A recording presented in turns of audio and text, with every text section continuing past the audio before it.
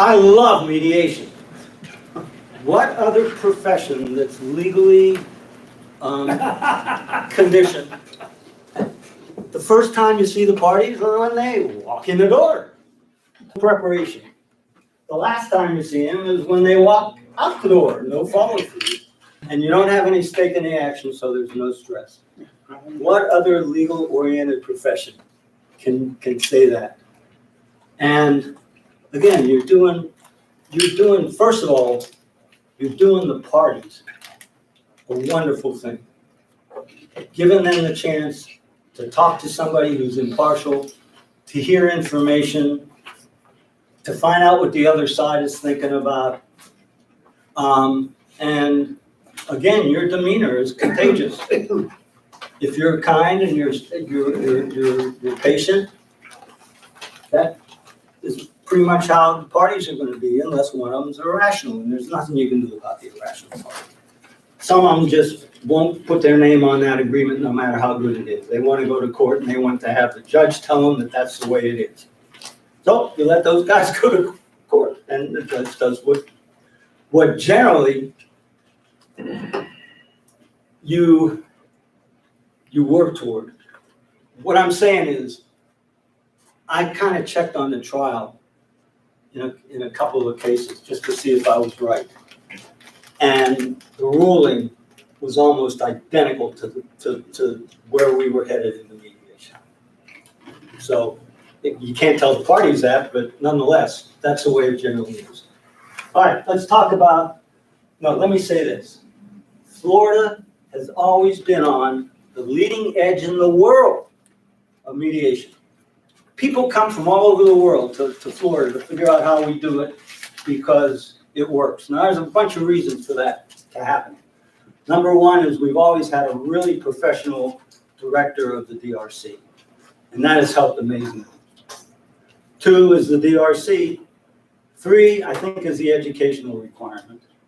And four is the rules for certified and court-appointed mediators. They are a beautiful document. They tell you what you can do, what you can't do, when you can do it, how you can do it. And if you read the rules carefully and follow the rules, you're going to find you're going to start settling a lot of cases that maybe you wouldn't settle before because you maybe. When I was a contract mediator here for a minute or two, my brain was just not in it. My wife was getting to like stage 3 or 4 of Alzheimer's, and I really, and I very frankly, I practiced law for 50 years. I was tired of hearing people whine, and I'm still tired of hearing people whine, and I won't mediate because I just don't think I can do it. Anyhow, to make a long story short, I impassed the last 8 cases I did, and that's when I decided I had to retire because I just didn't have my heart in it. And if you don't have your heart in it, don't do it, because you're hurting yourself and you're hurting the parties. I mean, it's fact of life. So that's rule number 1. You got to have your heart in it, in your soul. Number 2, you have to get their trust.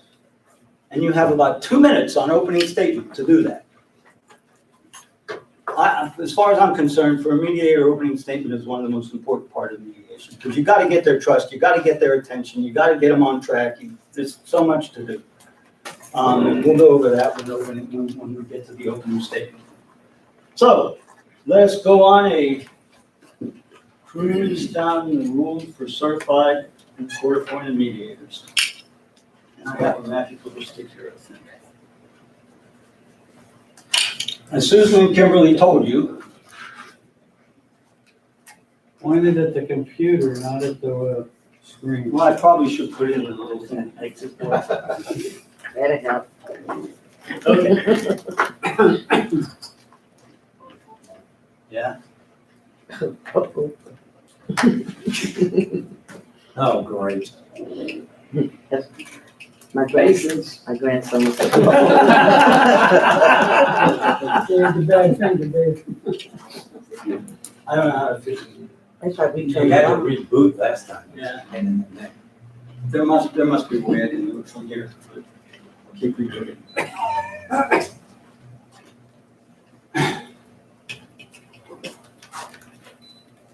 You saw it work now. You saw me get it up there on there. It lost the signal. All right, I can tell you the first one. The rules are separated into 3 areas. Part 1 is how you get there, how you become a mediator, what you got to do and all that. I'm not going to go through that because you're all mediators and you know how to do that because you've been there and you've done that. Section number 2 are the rules, the meetings. Section number 3 is grievances, the grievance procedure. I sat down one day and tried to understand it. And the only way that I could understand that grievance procedure is to spend about 4 hours doing a flow chart. Because you're up and down 52 times. You know, they start at one place and they send you someplace else and they send you back someplace else and then it goes around the circle again. And I'm not going to waste your time or my time because grievances are not allowed in this unit. Yeah. I don't want to know about it. I don't want to hear about it. I don't want to think about it. I got other things to think about. And if you do it right, you won't get grieved. That's the end of part 3. There you go. Why is this what it is?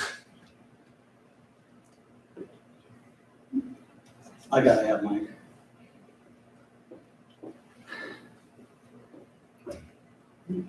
I thought it was supposed to like. If worst comes to worst, we can probably read a lot of it just off your. Yeah. Right there. Mhm. But this is so much better. I thought. Let's keep the same, no signature at the bottom. You see that thing? I know. Try again. I'm sorry. It's okay. It's Is there somebody you want me to go get? I can call Mike if I have to. And he'll be over there in a minute. But this should come back up. I don't think I have to reboot the computer. While you're waiting, Dave, can you just talk us through? I can't. If I have to. Yeah, you can see it from there yourself. There you go. We can see. All right. It's okay. You can't see. It's okay. This should come up now. 3, 2. Besides, I need it.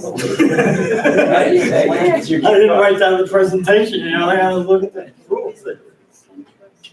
Hopefully it will come back. If not, I'll do this. We don't tolerate any excuses in this unit. This is not an excuse. This is a reason. Oh, unless it's a good reason, I Dave. I'm allowed to get excuses, I'm the boss. I'm the volunteer. I quit wearing bow ties. There it goes. Hey! What is it? Oh, just take the woman. Yeah. Place in a row. Okay, All right. like I said, part 1 is the 10-100 series, Mediators Qualifications. Most of it was amended in 2006 and 2008, allowing non-lawyers to be mediators in various places where they didn't used to be.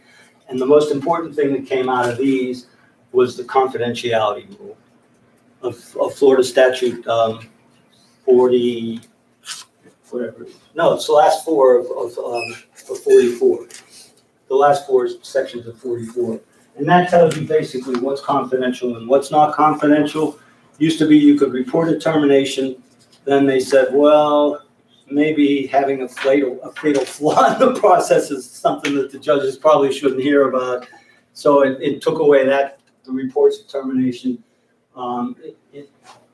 It made confidentiality one of the most important parts of mediation, and it is. So, 10-200 series, it talks about the scope, purpose, defines mediation. Mediation is defined 4 different ways. 1 in each rule and 1 in the statute. So, you know, but it's close. It's all pretty much the same. 10-300 is the responsibility to the parties. 10-400 is the responsibility to the process. 10-500 is the responsibility of the courts. And 600 is the responsibility of the mediation profession. So it's telling you that you are basically responsible to everybody. And not only that, but you're gonna find that the confidentiality, the mediator, the confidentiality requirements of the mediator is a higher standard than the party. And I'll show you that in a minute. And then part 3 is this one. And you know where to find it. I hope you never have to look at it. I've never had to look at it. It's a wonderful thing not to have to read that thing. All right, standards of professional conduct. This is our meat. This is our bread and butter. Ethical standards conduct for certified or court-appointed mediators. They specify court-appointed mediators because if you are not certified and you are appointed by the courts and the parties agree, you can mediate. So but it goes further now, and they just changed this recently. If you are not certified and you do a court-appointed mediation, you're responsible for these rules. So it doesn't help not to be certified. You're going to be responsible. Guide the mediators in performance of their services. Instill public confidence, because if the public doesn't have confidence in the mediation process, it ain't going anywhere. You're going to impasse every case. Public's mutual understanding satisfaction can only be achieved if mediators embrace the highest ethical principles. So now they are requiring us to exercise the highest principles possible. Whether the parties involved in a mediation choose to resolve their dispute is secondary in importance to whether the mediator conducts the mediation in accordance with this rule. So what they're saying is the outcome is not as important as the process. And I agree with that 100%. Unless the outcome is impasse 100% of the time. I got a problem with that. Definition. Process whereby a neutral and impartial third party acts to encourage, facilitate the resolution of a dispute without prescribing what it should be. It is informal, non-adversarial purpose intending to help disputing parties reach a mutually acceptable agreement. That tells you a lot of stuff. When I go mediate, I wear a tie, I wear a shirt, I do not wear a jacket. That's my mediation suit. I do that because it's not quite as formal as a trial, but it's still court-oriented, and it's still a process where professionalism is key. You So- think the lack of jacket that makes you more acceptable to a lot of I don't parties? know the answer to that. I understand something. When I tell you something that I do, that's one man's opinion. That doesn't necessarily mean everybody should be like me, because everybody can't be like me. You know, I use a lot of humor in my mediation, and I get them laughing. And once you get them laughing, they're going to settle the case. I promise. But I self-direct the humor. Like, for example, when I'm doing a dependency mediation and 15 people are talking at the same time, I say, wait a minute, I'm old and I can't concentrate on 15 people, talking. But if grandma's back there, I kind of wink at her and do something just to let her know that it's a joke and I'm not being offensive to her. And I'll tell you, that example with Grant is a great example. I came up with the dumbest thing I could think of where I wouldn't possibly hurt anybody's feeling, and Grant's sitting in the front row with a bow tie. I love it. Okay. So this tells you that you can encourage the parties, you can facilitate the resolution of a dispute, can't prescribe what it is, but you can help them prescribe what it is, and it's informal and non-adversarial. Well, you're informal and not adversarial because the parties, when they're in there, are mostly adversarial. But you can make it less adversarial and you got to start settling the case from the minute you start the case. Got to work toward that settlement. Don't backslide. Reduce obstacles. A lot of times, I'll give you the perfect example. A lot of times, the parties are just having like a communication problem. Like, for example, one time I did a family case, and the wife said, well, I want the house, and I want the child to live in the house with me, and blah, blah, blah. And the husband said, no, I said, tell me why you want that. And the husband immediately, by the way, the husband immediately said, I won't do that, I won't do that. And I said, well, tell me why you want that. And she said, well, he's like 17 years old and he's got a year left of high school and I want him to have the continuity of staying in the same place, in the same house, till he gets out of high school. And the husband said, sure, I want that too. That case settled because the parties had a miscommunication. They didn't understand what I want the house meant. And that's your job, to find out what the house meant. Alternatives. The way that I settle termination of parental rights, dependency mediations, is I sit there and I say, I'm not going to go through the whole thing, but it goes something like this. Okay, there's two things you can do here. You can settle the case, or you cannot settle the case. If you don't settle the case, you go to trial. If you go to trial, one of two things is going to happen. You're either going to win or you're going to lose. There are no ties in a dependency case. And if you win, one of two things is going to happen. Either the judge is going to immediately reunify your children with you. And then I say, how many people have ever seen that happen? Nobody ever raises their hand. Doesn't happen. And the other thing is the judge will give you another case plan and give you the opportunity to get your children back, and they'll be in the process till then. That's usually what happens if a party wins a TPR case. I tried 120 of them. I didn't lose any of them. Okay, they were slam dunks, and I got the worst of them because I was a senior litigator. Then I go on to say the options are, if you win the case, they will give you another. Those are the two options. If you lose the case, there's a problem. Your first problem is if you lose a case, having a child involuntarily terminated creates a presumption of abuse to every child you ever had. Statute says that. I didn't make it up, that's information. And I'm going to tell you the difference between information and advice in a second, and it's really easy. And I worded it appropriately. If your child's adopted, the court will give them free health insurance and free college degree and blah, blah, blah. I tell them all the benefits, and I tell them all the detriments of coming to a surrender, which is now a voluntary relinquishment, and none of it applies. And let me tell you, 100% of my TPR cases settle with surrenders. Because I took the time to point out every possible option available. And that's how you settle cases. If they don't get it with your first option, figure out another one. Keep going until at some point, both parties are going to at least be interested, and then you can fine tune it and get them to settle the case. "57 times in the rule, self-determination. Critical, key. The needs and interests of the parties, fairness, procedural flexibility, confidentiality, and full disclosure. What does full disclosure mean? If the husband in a divorce case tells you that he's got a bank account in the Bahamas, and you're not allowed to tell that to the wife, what do? You terminate the case because you can't give him full disclosure.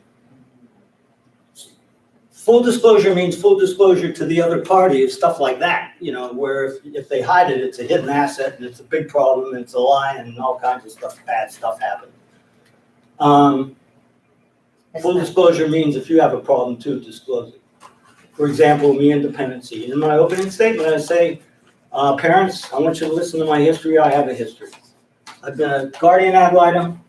I've been a guardian ad litem attorney, and I worked for the Department of Children and Families for 2 years as a termination of parental rights attorney. That doesn't mean I can't be impartial, because I can. And I don't get a vote here anyhow. But my most important thing is to have you parties comfortable with me as your mediator. And if you're not going to be comfortable with me as your mediator because of my past, tell me now and I'll withdraw. And if they tell you to withdraw, don't try to save it. Get out. You're looking for trouble if you stay in and they don't want you. I promise you, you will get grief. It's just as full disclosure happens at play for small claims. claims. Same thing. Let's say that your neighbor is one of the parties to the mediation and they don't recognize you or you don't, whatever. And you say, are you my neighbor? And they say, yes. That's disclosure. And that's what I'm talking about. So the disclosure in this definition has to do with conflict of interest. Disclosure has to do with everything. Well, that's what I'm trying to get at. I don't understand the example you gave. The example The that I first example you gave is to throw everybody off. The first You have to example I require gave you is an example of something that needs to be disclosed, but you can't disclose it because it was a confidential caucus communication. So you can't disclose it, but on the other hand, that's fraud. You're committing fraud. And you're gonna see, there is a MEAC opinion right on it, it's fraud. So what you're saying, I want to get this clear. You got a negotiation going on over something that has nothing to do with maybe this disclosure issue. They tell you something you don't want the other party to know, and now you can't take the case because you know something that the other side, I mean, they're not sharing something? That doesn't make sense. Hiding assets is fraud. Okay, so By this is, definition, so this is a hidden asset. Now, he's telling you about a hidden asset and telling you you're not allowed to disclose it. Okay, so it has to do with the legality of what you're. specifically with this case, in other words, if it has to do with something else, With like, anything. With anything, if they lie to you, if they commit fraud, Okay. Grant, you help me out here. He's talking about family cases. I'm talking about this case too. I'm talking about your case. All right, guy comes in and says, that estimate on the car is from a friend of mine and it's not real. The estimate is more like $200 as opposed to $5,200. But I don't want you to tell that to the other side. So he's just lying, that's not illegal. Yeah, it is, it's fraud. It's fraud. It's illegal as hell, it's fraud. When you do it. What's the fraud part though, tell me He's that? lying to the court. Oh, to the court. Yeah, because you know that he's putting that on his financial affidavit or whatever he's doing. I mean, you know that he's pled it and he's gonna produce evidence that's fraud. So now if you don't do something about it, You're complicit. complicit in the fraud. I'm from Gaston County, so we. I'm sorry, I did everything I tell you. except for gas. So, when you terminate it, how do you explain to the parties that you're terminating this thing because you feel that one of them is being? No, I'm terminating this case. Period. Why? I'm terminating this case. Oh, you can't do that. Yes, you can. You have to do that. I mean, you can terminate, but you don't have to give an explanation, but you're talking about the trust and the, a mediation process, not just that mediation. Yeah, You don't- that's gonna like Huh? freak them out. I understand it's over, I understand you're doing it, but you're saying, Okay. don't tell them why. Let me tell you what happened. I was doing a mediation, Okay. and in caucus, the father was on the telephone. No, in caucus, the mother's boyfriend who was in jail was on the phone. And he says to me, it's okay, I was screwing her in front of the kids. But that's a. This isn't a dependency We mediation too, I know, mean. we know you gotta tell that. You gotta terminate. No. The question now is, number one, do I report it? Yeah, I get that. Okay, and it's child abuse, so it's an exception to the confidentiality. Be clear on My that. answer to that is I always try to get either the state or the guardian to report it, because I really didn't want to. I reported it in that case because nobody heard it other than me. Now, I came out and I said, I'm gonna terminate this case. And they said, why? I'm unable to, I just can't share that with you. Okay, Well, what do you mean you can't share it with me? I said, it's confidential. That's, yes, you that's- give them something other than just saying, I'm just doing it. That's all I'm saying. You give them not something. necessarily. Well, let's bring it back to a small claim situation. Okay. Like, I'm in caucus with somebody, and they say, and my first question is, well, is there anything you'll settle for? And the guy says, well, I probably would settle for $1,000, but don't tell them that. Just let's start off with, $1,500. So you're telling me now that if I don't share the fact that he will settle for? No, that's Okay. negotiation. Well, I just want to make sure He has that, not committed fraud. Okay, so it's only if, okay, okay. Let's now wait, let's wait till we get to the rule, because it will make sense when we get to the rule, I Okay, promise. all right, okay. Okay, So we have to know the law. responsibility of the parties, honoring their right of self-determination, somebody count, I think it was 54 times. Acting with impartiality, avoiding coercion, improper influence, and conflict. 57 times last time. So, that's what you have to do. That's your overall goal. That's the light at the end of the tunnel, is those things. Now, how do you get there? Decision-making is made by the parties. A mediator shall not make substantive decisions for any party. Responsible in reaching informed and voluntary agreements. That's why you terminate a case for hidden assets. Informed agreements. The other party can't make an informed agreement if they don't know about a huge asset, for example. You can't coerce them or improperly influence any party to make a decision. Misrepresentation is prohibited. Not telling them about a asset in the Bahamas, if you tell them anything other than that, it's misrepresentation. So that'll get you too. I mean, there's so much wrong with that. All right, postponement or cancellation, adjournment.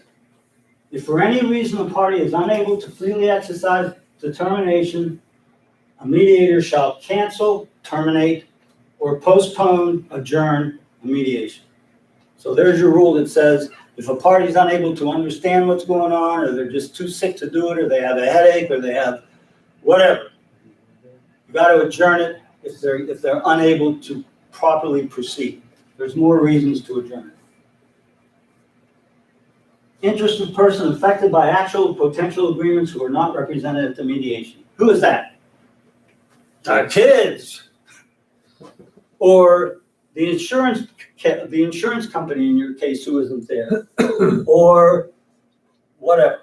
If there is somebody who their decision is going to impact, you're supposed to make them aware of those people. Don't forget the kids. Everybody understand that? Okay. Withdrawal for partiality. A mediator shall withdraw from the mediation if the mediator is no longer impartial. If one of the guys is the biggest jerk in the history of the world, and he aggravates you just looking at him, withdraw. Don't try to rehabilitate yourself. Withdraw. Write that on your forehead and look at it in the mirror every day. All you can do by staying in that case is catch a grievance. And that's a termination? No, that's a withdrawal. Because you got a problem with the people doesn't mean there's a problem with the Well, process. that's what I mean. It's your So problem. is there a place on the form that says withdrawal? No. You just go up to Just the- Let me tell you how I know this. I spent hours and hours pondering what you report to the court. So when the mortgage foreclosure crisis happened, the Supreme Court did a form report. And one of the things on the form was termination. And I went ballistic. I wrote MEAC saying, hey, I'm confused. You know, I thought that a fatal error in the system was probably something the judge shouldn't know about. Well, it took them like almost a year to come back and give me the response because they had to change all the forms and all that stuff. But that's where the rule came down. You report agreement, no agreement. They said, we don't see any problem with adjournment, so you can report an adjournment, and that is it. Later on, they came up with the ability to report a partial agreement. And where does withdrawal come in? Doesn't. You report no agreement. I mean, No. Or no, you report a adjournment, I'm sorry. You If get you another would- mediator. If you withdraw, Yeah. you adjourn it and get another mediator. Okay. okay, so I think you partially answered it, but what we've been taught is if we find that we can't be impartial, Yeah. we simply excuse ourselves, go upstairs and say, Yeah. I can't do it. You just adjourned it and got another mediator. Yeah. You know, I mean, if you're talking technical form, that's what you Adjourn it for 5 minutes. do, to get another mediator.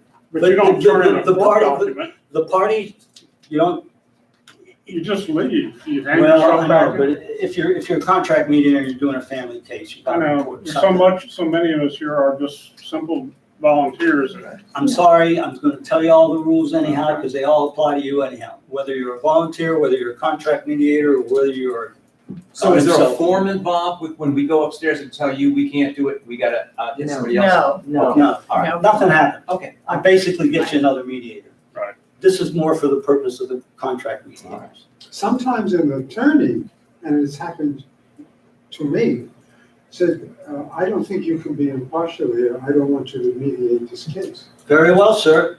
And if you're Goodbye. really, if you're really pissed off at him, if he's really adjourn it and make him come back. Well, what happened was, they called me, Dick had given me the You paperwork. have my permission to do that.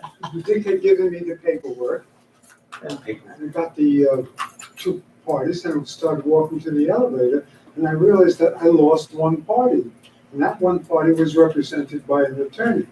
So I said to the one party, don't get on the elevator yet, let me see, maybe they went to the bathroom or something.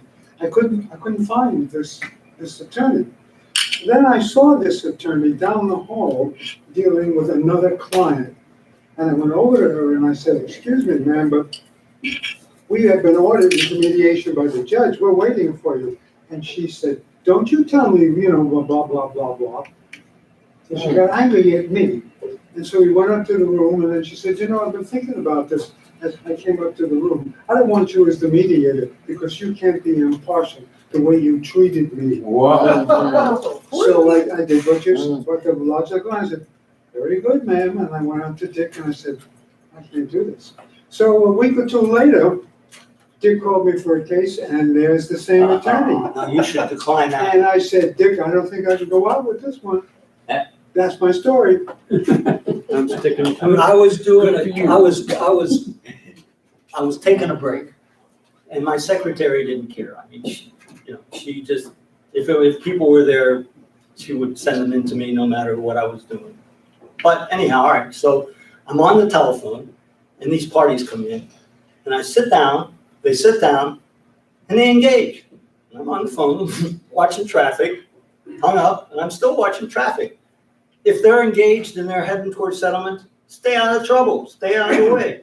Give them, and then every once in a while you can come in and try and rehabilitate it if it's going sour. They settled the case. Me, moron, I've been mediating for 15 minutes by that time. I said, who gets the tax break? Don't ever ask who gets the tax break. I'll tell you about raising issues in a minute. But anyhow, I said, who gets the tax break? The wife's attorney immediately says, well, we do. At which time the husband's attorney, no kidding, stands up, looks at her, says, F you, and starts walking out the door. To which I responded, do I have any say in this? And he looked at me, he said, F you too, and walked out the door. I didn't pass the case, okay? But I used to take great delight, because Dade County was busy. You waited for a mediator, you waited for an hour or two. And I would take great delight when I didn't have a case and he was there to walk by him, acknowledge his existence, just for him to know that I was available and he wasn't getting me. Because you guys, this gives you the greatest escape hatch in the world. All you gotta do is say, I don't know that I can be impartial. And you are off that case, period, gone. So if you want to escape a case, that's how to do it. Okay, gifts and solicitations, don't do it. We would go out for drinks after the mediation if I knew both attorneys. The attorneys, when we were in Franklin County, we'd go out for drinks afterwards. I'd never let them buy me a drink. I never let them buy me lunch. Don't do it. Then you don't have to explain it. You don't have to worry about it. Just don't take any gifts. Okay. I hear moan. Explain the moan. Real quick, I absolutely understand gifts and all that stuff, but I think even that friendliness of you going to lunch with them should be up on that as well. Both parties. Oh, okay, I went with both parties. I Okay. would not go with one. okay, thank you. Okay. I didn't hear that. Well, I didn't say it, but now I said it. All right. All right, You know, you did say. incident, future professional services, that's when you're doing the mediation and you're a lawyer and the guy says, I really like your style. Will you be my lawyer sometime in the future? And your answer is not until after this mediation's over. I won't. We'll talk about that when this is over. During a mediation, you can't do that. You can't say, sure, I'll be your lawyer later on. Not solicit or otherwise attempt to procure future professional services during the mediation. Conflict of interest. A mediator shall not mediate a matter that represents a clear or undisclosed conflict of interest. They arise between any relation between the mediator and the participants or the subject matter that compromises or appears to compromise it, because that's what's going to get you. How many times have you heard somebody say, the mediator said, quote, and you never said it? And it happens all the time, I'm telling you. Burden of disclosure. As soon as you find it, best time is an opening statement. If you've got a possible conflict, disclose it in an opening statement. Or as soon as practical after the mediator becomes aware of it. It's that lawyer, you hate his guts, you don't think you can be impartial with him, and that happens during the mediation because he's a jerk. As soon as you realize in your heart you can't really be impartial, disclose it and get out. What, disclose it. I'm withdrawing, I'm withdrawing, I have an impediment. That's all you gotta tell them. I always say, to my knowledge, I don't know either of the parties. If either of the parties know me, tell me. And in all of my mediations, I've had two people. One, he painted my garage door. He was right. 17 years previously. And do I have a son named Jim? Because I think I live down the street from him. And I'd much rather have it be disclosed that way as opposed to further on down the line where he says, oh yeah, I did some work for you. And that way it's like I did it. Well, I had no idea. There's two kinds of conflict of interest. Fixable. There's clear conflicts and there's just regular conflict. A clear conflict, you cannot ever mediate for your sister. That is a clear conflict of interest that can't be fixed. Nobody in your right mind would do it anyway. You heard some of the grievances that you heard up there. You think they're in their right mind? If it's not a clear conflict and the parties agree, you can go forward and mediate the case. If it's a clear conflict, you got to withdraw no matter what. Now, if they can agree till the cows come home, you're never going to be able to mediate for your daughter, or your sister, or your cousin, or whoever, or somebody who you are really good friends with, or somebody that you used to work with as a lawyer. You know, any kind of those kind of conflicts, you got to disclose them. Some of them are not clear, like being a lawyer 20 years ago may not have an effect. I don't think there's any MEAC opinions precluding that. If you were a member of the law firm, you can never mediate a case for that law firm. That's a clear conflict by definition. Okay. Can create a conflict of interest and provide services that are not directly to the mediation procedure. You can't be an interpreter. You can't be a notary. You can't do anything other than mediate the case when you're a mediator. I'm not going to read about the senior judge. I don't think any of us are or will be senior judges. Patient, dignified, and courteous during the mediation process. It's true. It's contagious. The way you act is the way they're going to act. If you're nasty, they're going to be nasty. If you're nice, they may still be nasty, but for the most part, they aren't. I can tell you know, it's those irrational people. And some people, when they come in, they're going to have a judge tell them what to do, and there's nothing you can do about that.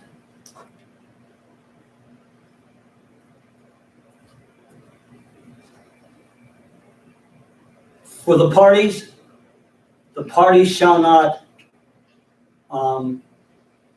reveal any mediation communication. A mediation communication is an act or words that describe that's part of the mediation. That's why you can report a non-appearance. You didn't hear it, you saw it. And that's kind of the test. If you see it, you can probably report it, not all the time. If you hear it, you can never report it, unless it's abuse or abandonment or something like that. Yeah. What are the rules about the parties discussing things that happen in a communication? They can't. What's the penalty if they do? The statute tells you the penalties. I'm Court just costs, attorney's fees, mediators' fees, striking the pleadings. I've seen some judges strike their pleadings and enter a default. That's a little, I don't think they can do that. I think that's excessive. But that's what it is. But, excuse me, David, that is a real problem for which I don't know that we have a good answer. What's the problem? Problem is parties after mediation talking to their neighbor. Your responsibility ends when an agreement is signed and ratified if necessary by the court. Family cases with children are necessary ratification. And it ends mediation begins when the order of referral is signed. Confidentiality attaches when the order is signed or a verbal order from the judge. So when the judge says, here's this case, go to mediation, confidentiality attaches, okay? It ends on an impasse, when an impasse is reported, an agreement is signed and filed and ratified if necessary by the court. So You're saying confidentiality ends? with an impasse. It ends for you. Your responsibility to make sure that the parties aren't violating the confidentiality ends when you finalize the agreement. But we still have to keep it confidential. Parties do too. Yeah. Confidentiality doesn't end. Your responsibility to deal with it ends. Okay. Caucus. Information may not be revealed by the mediator to any other participant without consent of the disclosing party. There's two reasons to caucus. One is because the party is contentious. The other is if they need information or something, or you just want to clarify something like that. My suggestion to you is if the parties are contentious, don't bring them back together. They don't get any better. And I will give you an example of that. The longest mediation I ever did for the court was a 9-hour mediation. I worked until like 9 o'clock at night that night. And it finally settled. Oh my God, we were all exhausted. And so the wife has her hand on the signature block. No, I caucused them because they were contentious. Let me finish the story. I caucused them because they were contentious. I brought them back because signing it's easier if everybody's around the table and they pass it around and sign it. She had her hand on the signature block, and the husband said, quote, "See you, whore, you got it all after all." 9 hours in the toilet in a second. I mean, that was the end of that. So what I'm telling you is if you caucus them because they're contentious, don't bring them back together. They're not going to make friends during the caucus, I promise. All right, record keeping. Mediators shall maintain confidentiality and disposal and storage, not disclose any identifying information when the materials are used for research, training, or statistical compilations. So what I'm telling you is if you report to me that it really wasn't an impasse, it was really kind of a termination because you didn't get the signatures and one party didn't meaningfully participate in the process, which is the ground for termination, by the way. I can use that to save the mortgage foreclosure. Again, I kept records and I told the judge 99% of those impasses that we did, because, it was a bad reflection on the mediators. The judge thought it was the mediator's problem. And I had enough evidence where I could go to him and say, it's not the mediator, judge, it's the bank. They're making us lie. And I wrote for a MEAC opinion, and the MEAC said, thou shalt not lie to the court. I don't care what the parties say. Now and that's kind of a reciprocal rule, because there's another rule that says the judge can't make you violate your ethics. So, it goes both ways. So record keeping is important. That's why I want to know that your impassing it because you didn't get signatures. And that's why, and that's why I don't want to hold it against you. Maybe I remember one time, I'm not quite sure, when I was mediating with, in case you're in court, and the young woman was so drugged out that she couldn't participate. She was just on prescription drugs.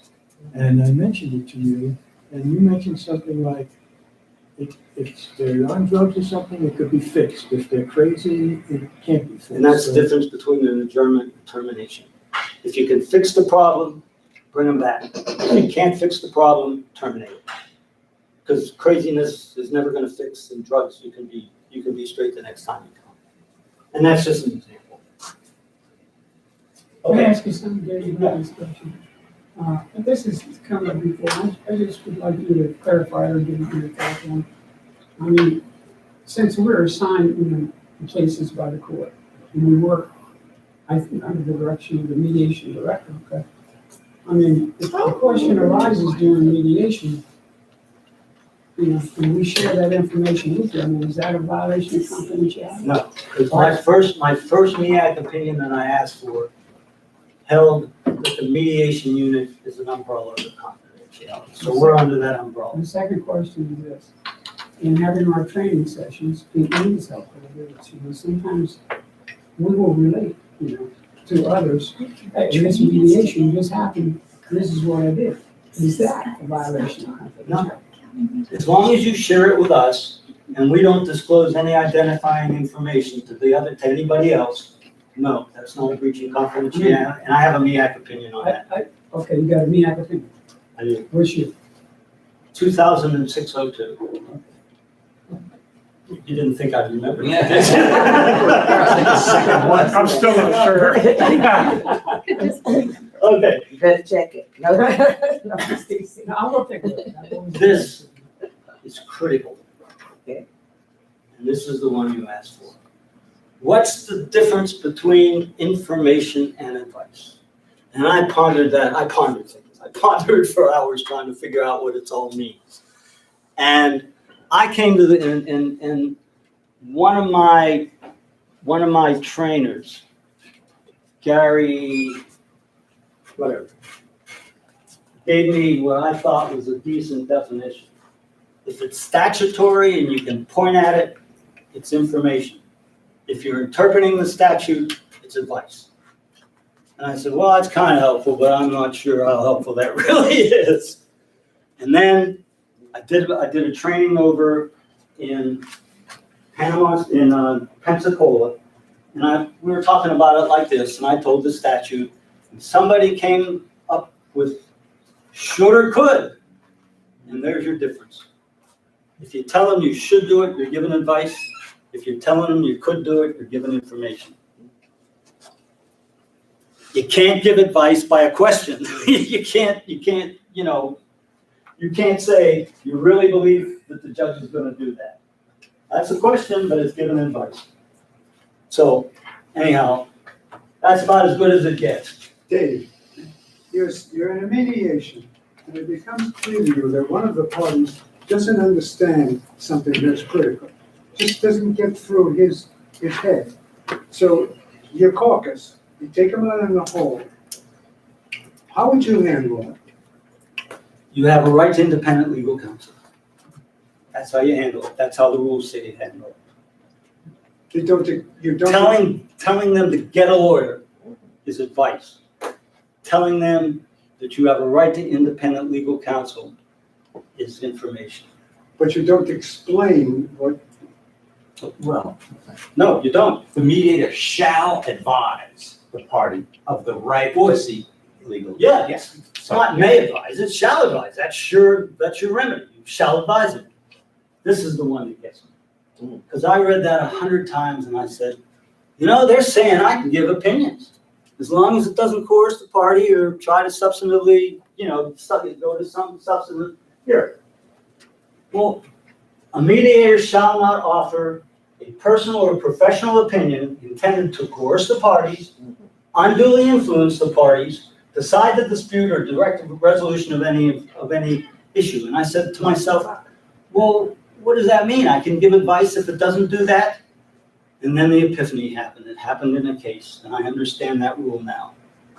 And that's the reality check. No, The sentence it's not. underneath it, No, it's not. immediate, however, after the however, that's the reality check. Yeah, I was But- just confused. you know, it really bothered me that there was some times that you could give advice, basically, because that the professional opinion is advice. And I said, well, under what circumstances? And then it happened. Dependency case, I know, it was a family case. The parties settled it. The settlement was surrenders. The husband was surrendering the rights of the children. They agreed to it, they wrote it down, and they thought it was over. But it's not. I just happen to know that you can't just surrender a child, you have to terminate his parental rights. Now, the judge in the case could have done it just by saying, okay, I accept these surrenders, I terminate the parental rights of the father, and he's not responsible for child support and blah, blah, blah. It ain't over, guys. And the problem with this is it's screwing up lineage.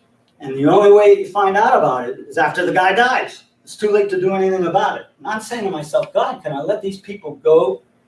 And then this rule stuck its head up.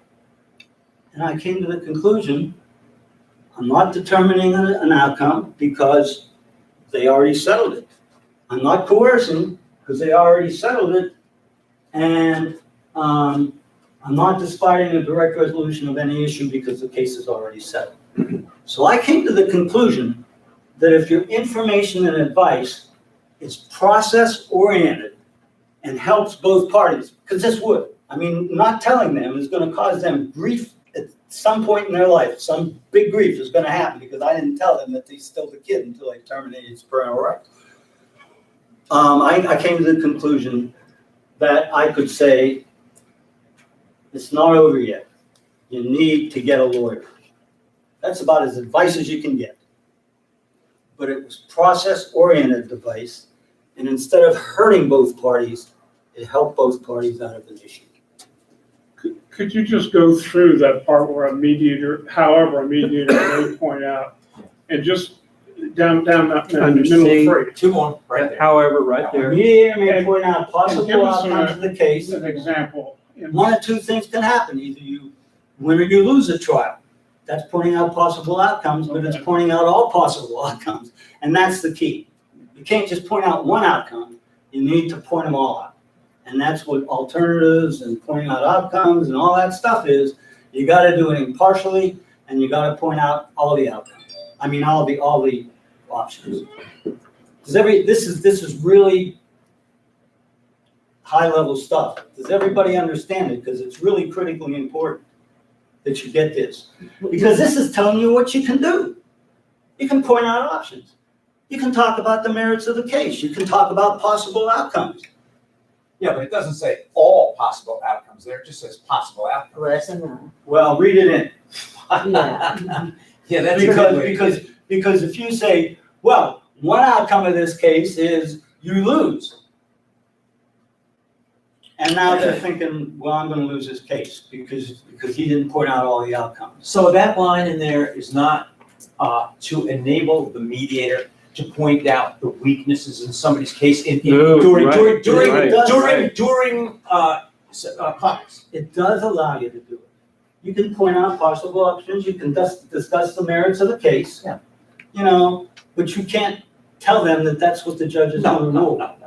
So this rule is critical. This is the one you should be looking at about giving information and advice. And if anybody doesn't understand what I'm telling you, sometimes I get lost in technicalities.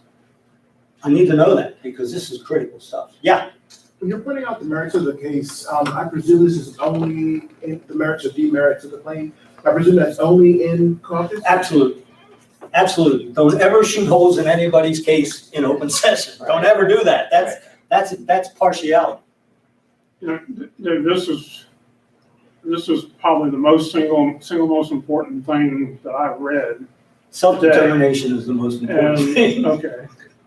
It would help me if in our Tuesday morning sessions, we kind of emphasized this and gave different examples so that I could get a better picture in my mind of where the boundaries That's, are. in 15 years' experience, that's the only time I understood this case, is when that happened, and I said, oh, that's what 1.370 was talking about. It's hardly ever gonna happen that you give advice. Don't ever give advice, except in something like this. And let me share this with you. I ran by my reaction to Judge Fleury. Just because we were talking about it and I came to the conclusion that you could give advice under that circumstances. And my advice was, this ain't over yet, get a lawyer. Get a lawyer. I mean, I clearly gave advice. He said I went too far. I disagree. I don't think I did. But just FYI, I had a lawyer tell me I went too far. Yes. Yeah, but Judge, That's- Judge, I mean, a judge, I'm sorry. But Judge, that was because of your language. When you said you have to get an attorney, you could have said something different. no, I wanted to make it very clear that they needed to get an attorney. And that's why you went beyond. That's why You you bet went it's beyond. advice. I know it's advice. All right. It's clearly advice, but it's process oriented to save the process.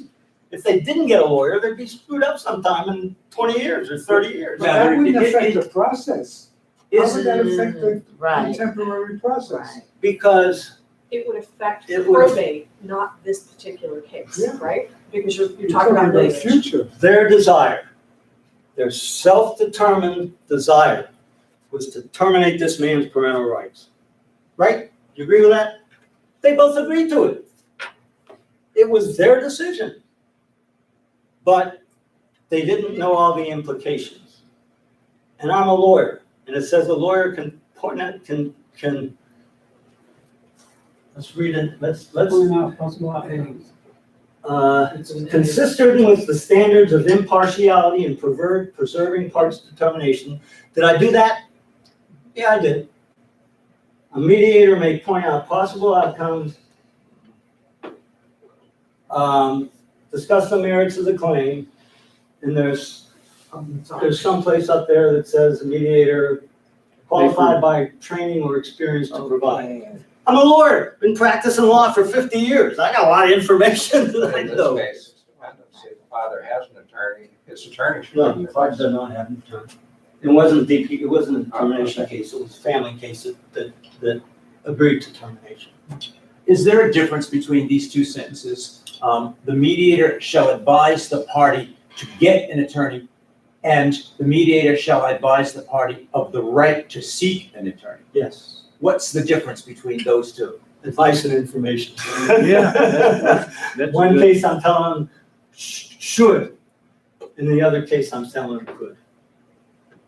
Yeah. You have a right to independent legal counsel means that you can get a lawyer if you want one. The other way is you should get a lawyer is advice.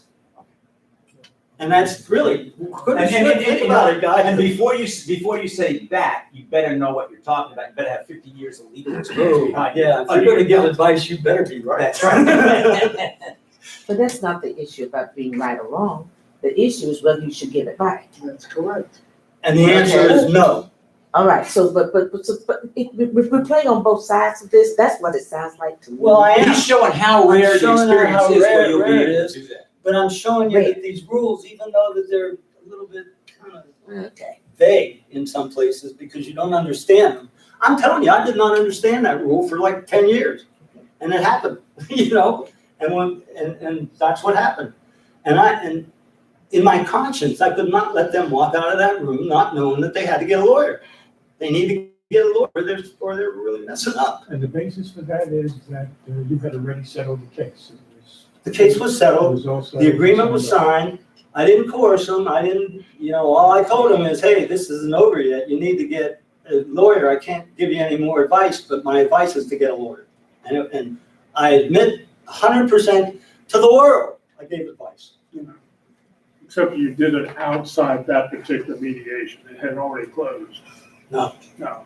Before they were out of there, I told them, before they signed it, they signed the agreement, and then I said, it's not over yet. You've got to do more.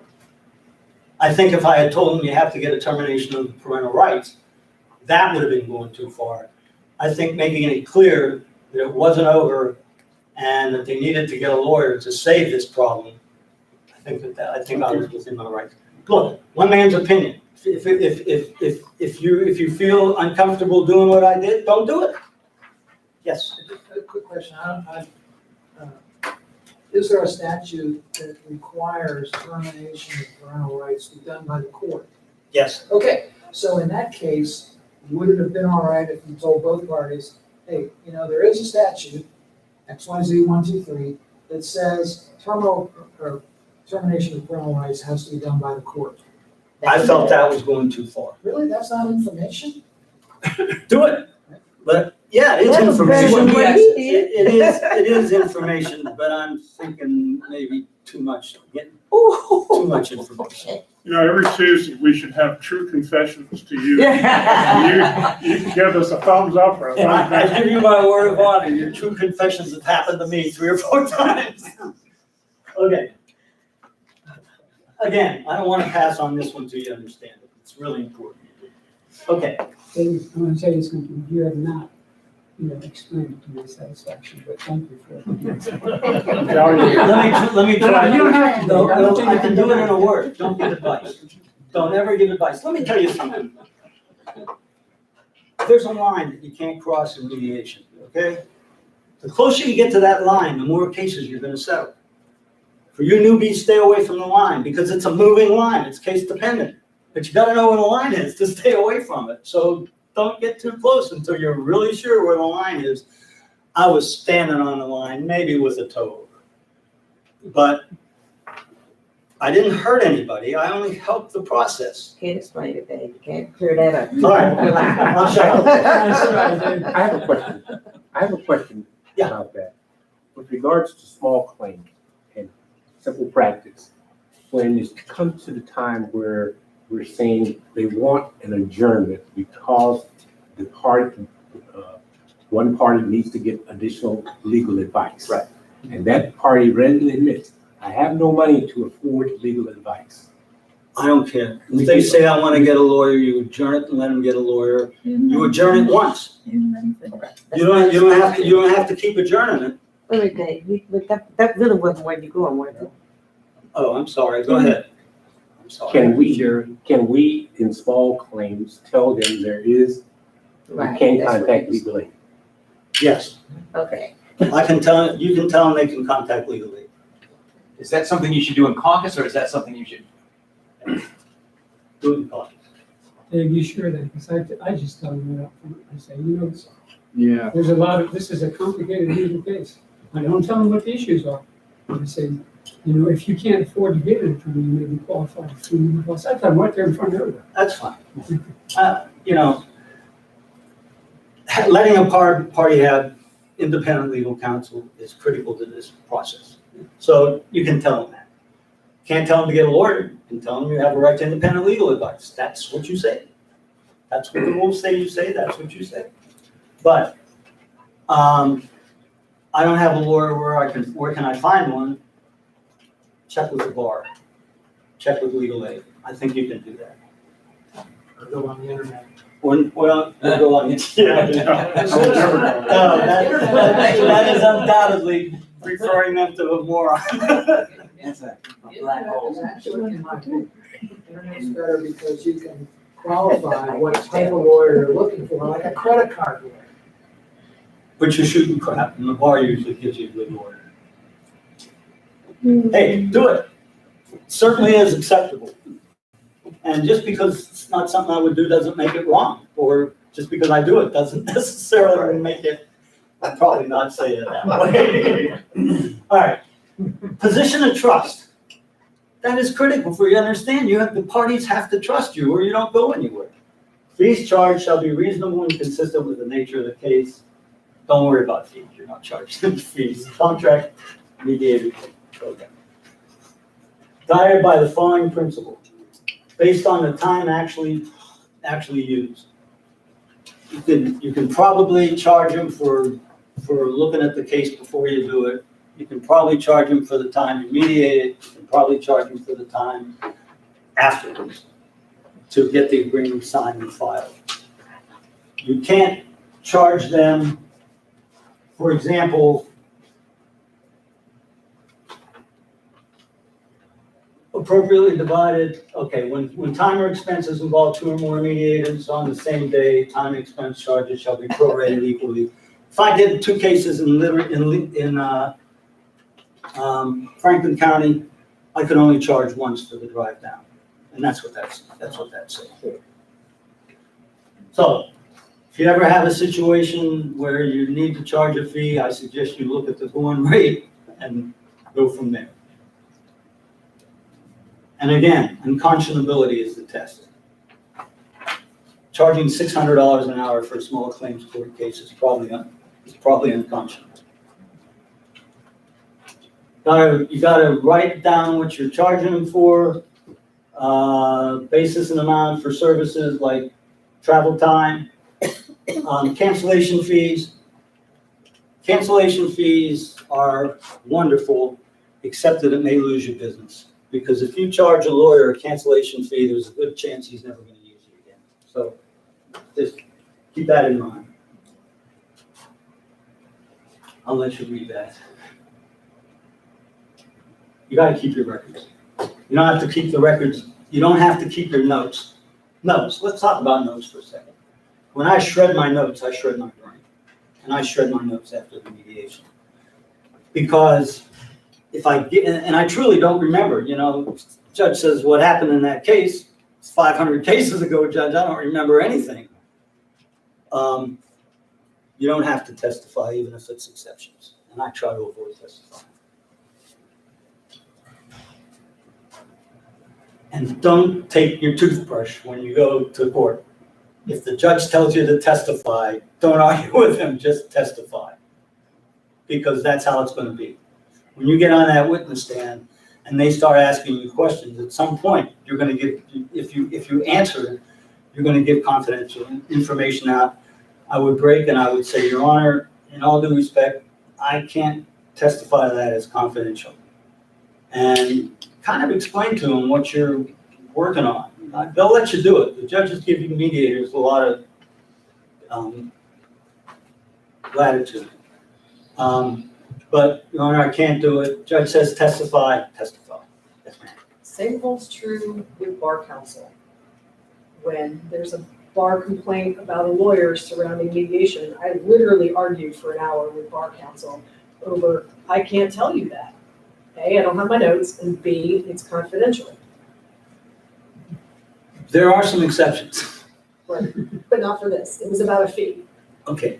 If it's malpractice or malfeasance and you see it happening, you can report it, but you gotta report it to the bar. You can't report it to the judge. You report it to the appropriate person. Like, for example, let's say one of the exceptions of confidentiality is planning a crime in mediation. You would report that to the state's attorney's office. You would not report that to the judge. And you'll see the rule that says that. But I want to make you understand this, Dave. I mean, if the judge says, I want you to testify to that, that's his responsibility. That's right. Once he tells you to testify, he has ruled, and that's it. You're off the hook. Okay? And that's why I'm saying don't bring a toothbrush. In other words, a lot of lawyers used to say, oh, I'm going to go to jail before I testify to that. Well, don't do that. You won't like it. Can't do contingency fees, period. That means if I don't settle this case, you don't pay me? Can't do it. Remember, you can't give a referral and you can't get a referral either. In other words, if a lawyer sends you a mediation, you can't split your fee with them. Responsibility of the process. Well, our first responsibility is safeguarding the process by being honest and patient and dignified and courteous and give information and not advice and blah, blah, blah. Benefits are best achieved if conducted in informal, balanced, timely fashion. Timing is kind of critical. You want to mediate it as early on as you can so they haven't spent $1 gazillion on discovery fees.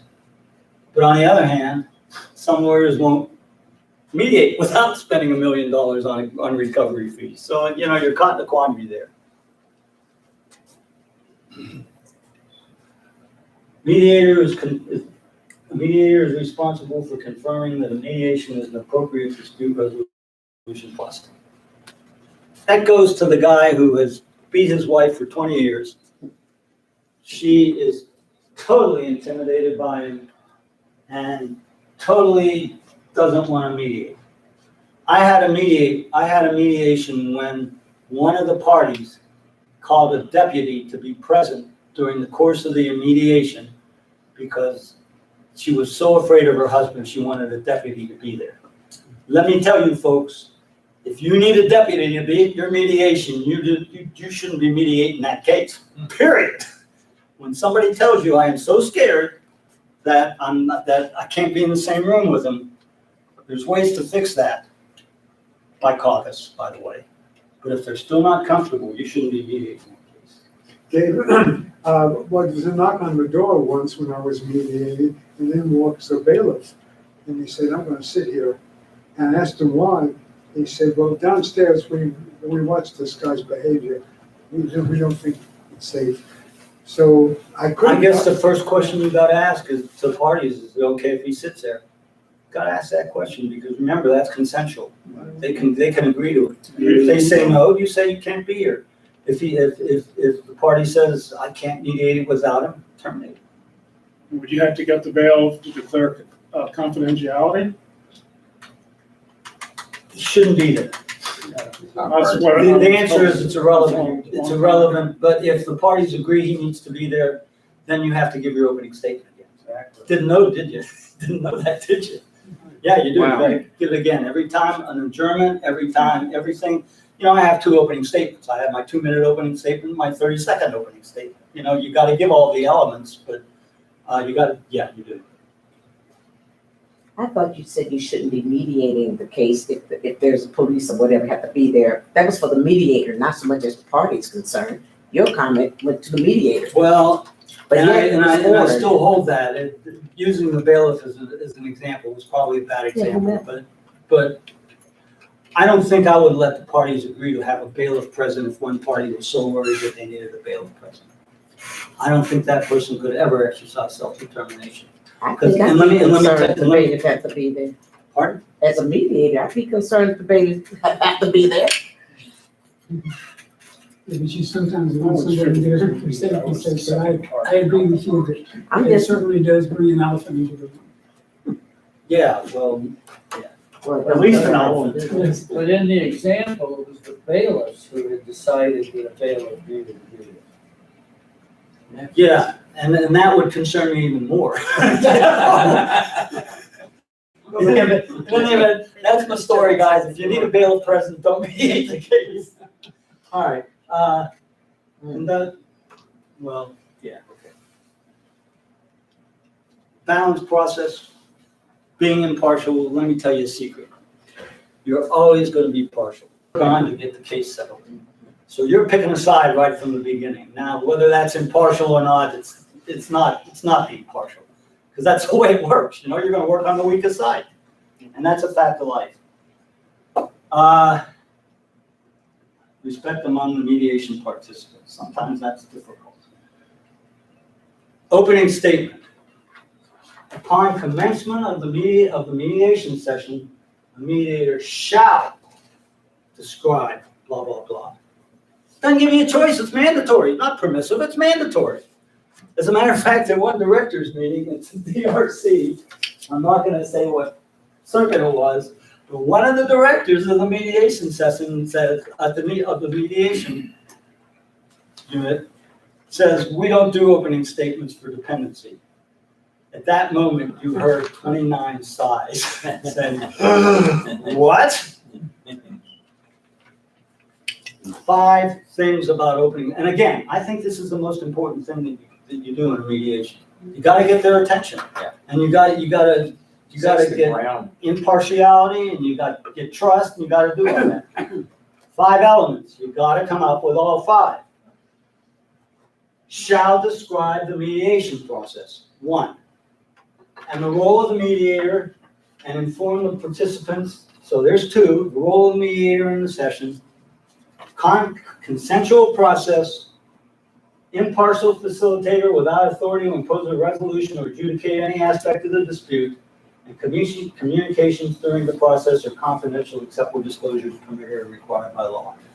tattoo that on your head. Except where disclosures permitted or required by law or agreed to by the parties. That should be in there. So those are the 5 things that you have to do on opening statement.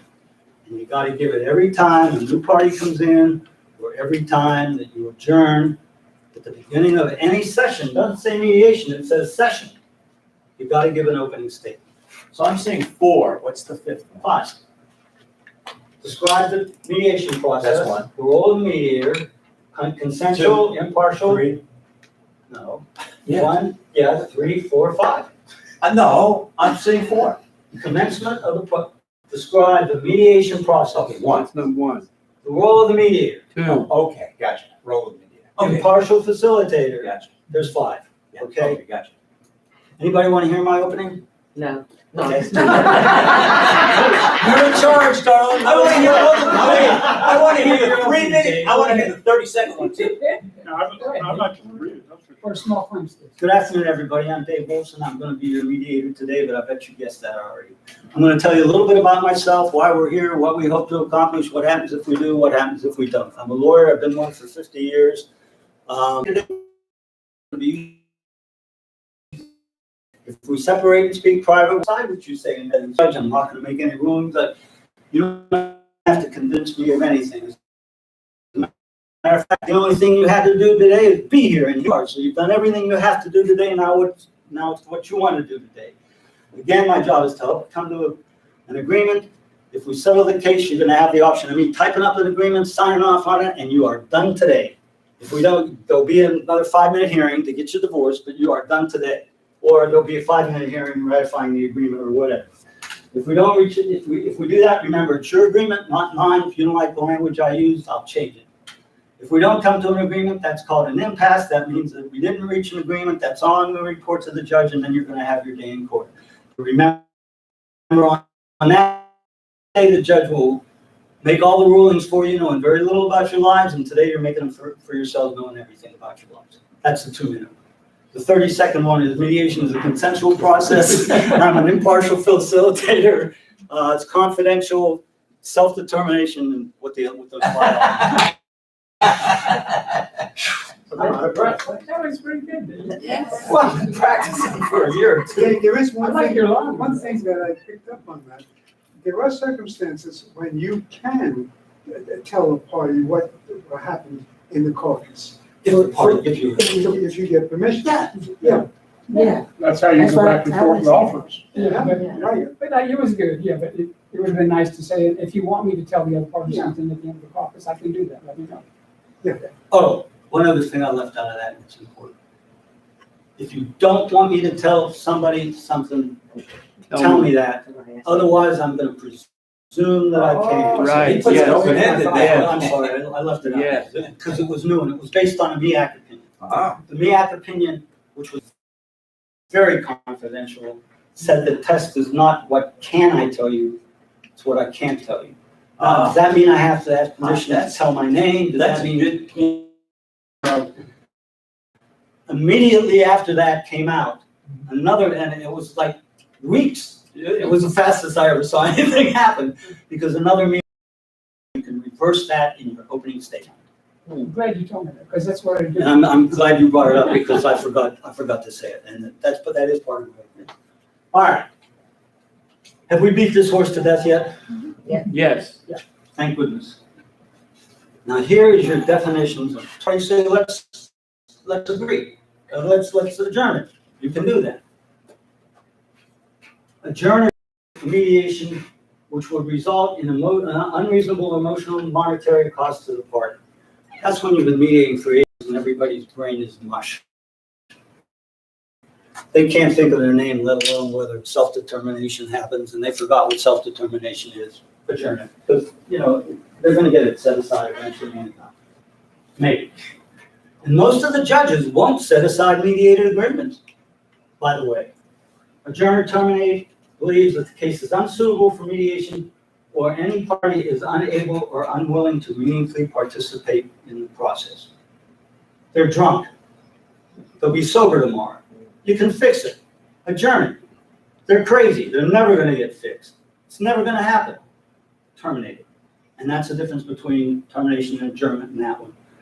Terminate a mediation entailing fraud, duress, absence of bargaining ability or unconscionability. That deal in the Bahamas violated all of those. Yeah. What about, where you settle part of it and you wanna adjourn the other part? But, in other words, you don't wanna blow the whole, all the gains you made during that mediation. Do a So you wanna salvage them with a partial and then just adjourn the rest of it. That's okay. And I put that in the party agreement. Okay. It's a partial agreement, party will return on whatever date it is. But get that new date. I mean, it's important to the clerk and the court system to get that new date. So really, Dave, on that, if they just wanted to adjourn for today and they're gonna come right back tomorrow, you still got to go to court and let them know that. What, that's like, no, it's all. If they're going to lunch, you don't have to adjourn it. No.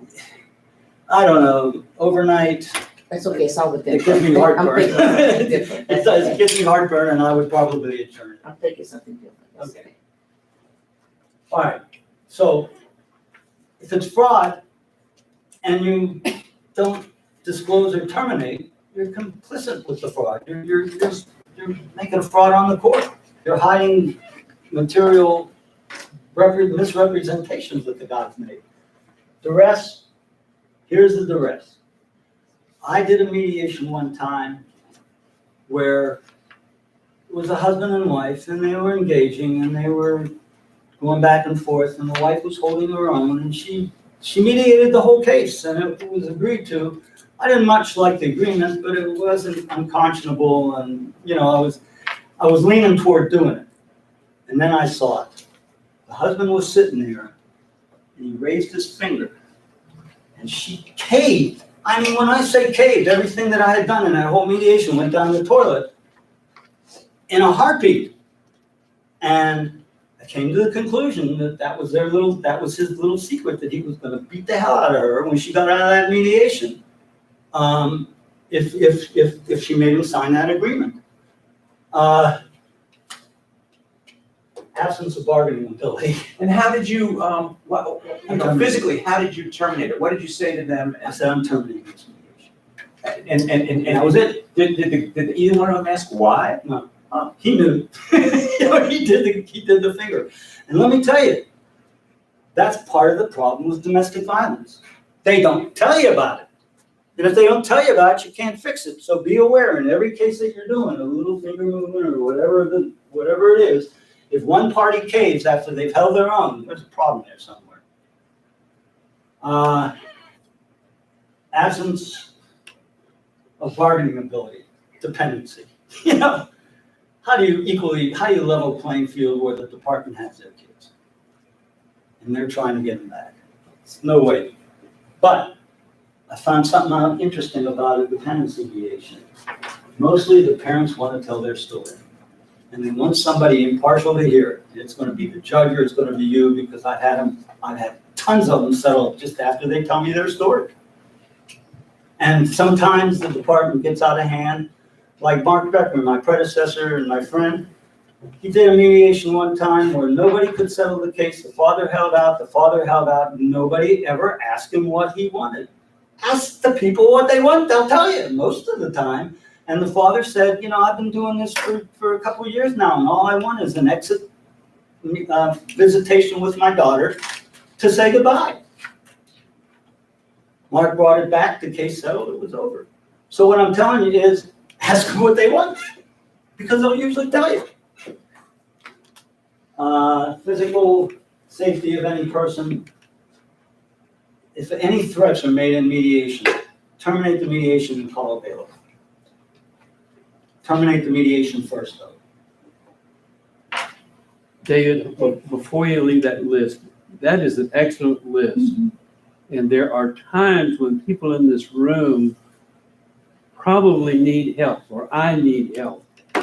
I am assuming you're available if I need to come to you with any of these issues, and you're going to welcome me in the door. Absolutely. And just all you got to do is call. They both think you're with the other side. And you're in the other room calling somebody and saying, this happened, what do I do next? I have a question about, and I'm not sure if it falls into unreasonable costs, whether emotional or whatever, or unable to participate meaningfully. And I haven't had this happen in a few years, but I had parties and their counsel show up, and counsel was hammered. I mean, like, did not get the party's name right, was in the wrong, it was just a hot mess. But the party wanted to continue, leaving hammered counsel just at the table.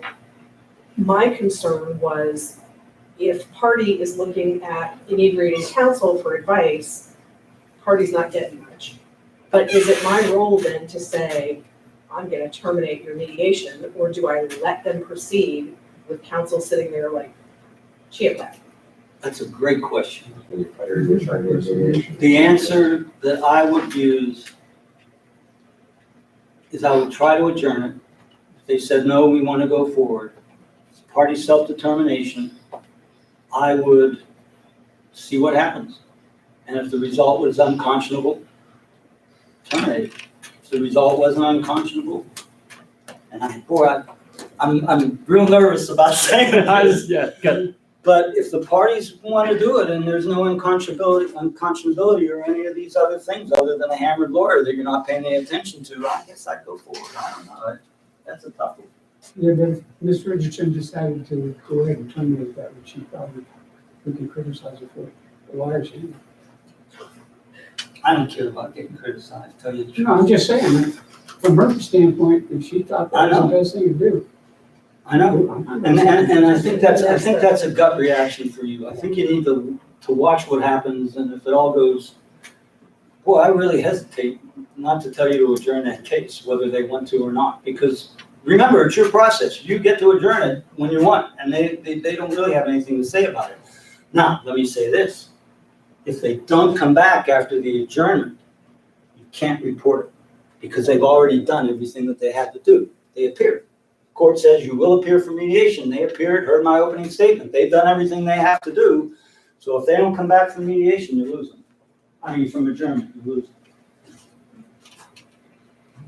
Try not to adjourn cases. It's really not practical because there's just too many problems. Okay. Scheduling a mediation. Mediator shall schedule, shall. When they say shall, this isn't like, you can do it or not, you do it. Adequate time for the parties to full exercise their right of self-determination, performing in a timely fashion, avoiding delays whenever possible. In Dade County, when I was working for the Dade County Mediation Unit, we had 5 mediators, and they would set 6 mediations per time slot. Because one of them was capable, and they always did, and it worked fine. Well, one day, everybody appeared except for other mediators. I was the only one in the office. I mediated 9 cases that day. Don't ever mediate 9 cases. Oh my God. I was forgetting fact patterns, I was running in and out. And the best news is I settled online, and I have no clue how I did that. But that's what that's all about. You've got to have enough time to adequately let their parties exercise self-determination. So you can't set a case every hour. It takes a couple, 3 hours to do it. We do 2 a day. And I think that most units do 3 a day. And I think that's excessive. I think that's too much. The 9 is totally out of the question. Don't ever do that. So you were actually violating Rule 10.430. No, I didn't violate it. The mediation unit violated it. But yeah, I violated it. Dave, I just want to let you know that during this last 2 years, there have been weeks when I've had more than 10, and sometimes more than 15 cases. Small claims or Small claims. small claims is arguable. Yeah, I think you can that's- do more than 2 cases a day. We did. Look, take as many as you can comfortably, and don't take any more. Sometimes I could have told them I am not mediating 9 cases. That's not happening. But I didn't, and it was probably a mistake. But fortunately, I got through. Fortunately, they all settled, and I didn't screw up too bad. So that's my little. I'm trying to train you by the mistakes that I've made in my career, by the way, if you haven't figured that out yet. Okay. Responsibility of the court. you are responsible to that referring judge. And you are responsible in a manner consistent with these ethical rules. So you can't lie to the judge about your qualifications. I see all kinds of grievances on that. You know, where you go in and you puff your product to the judge, except for you tell him maybe that you're certified in something that you're waiting for certification for, or whatever. The rule is, don't lie to the judge, period. Other rules, don't let the judge violate your ethics. Can't do that. You can tell the judge, Your Honor, I'm sorry, I can't tell you that, it's confidential.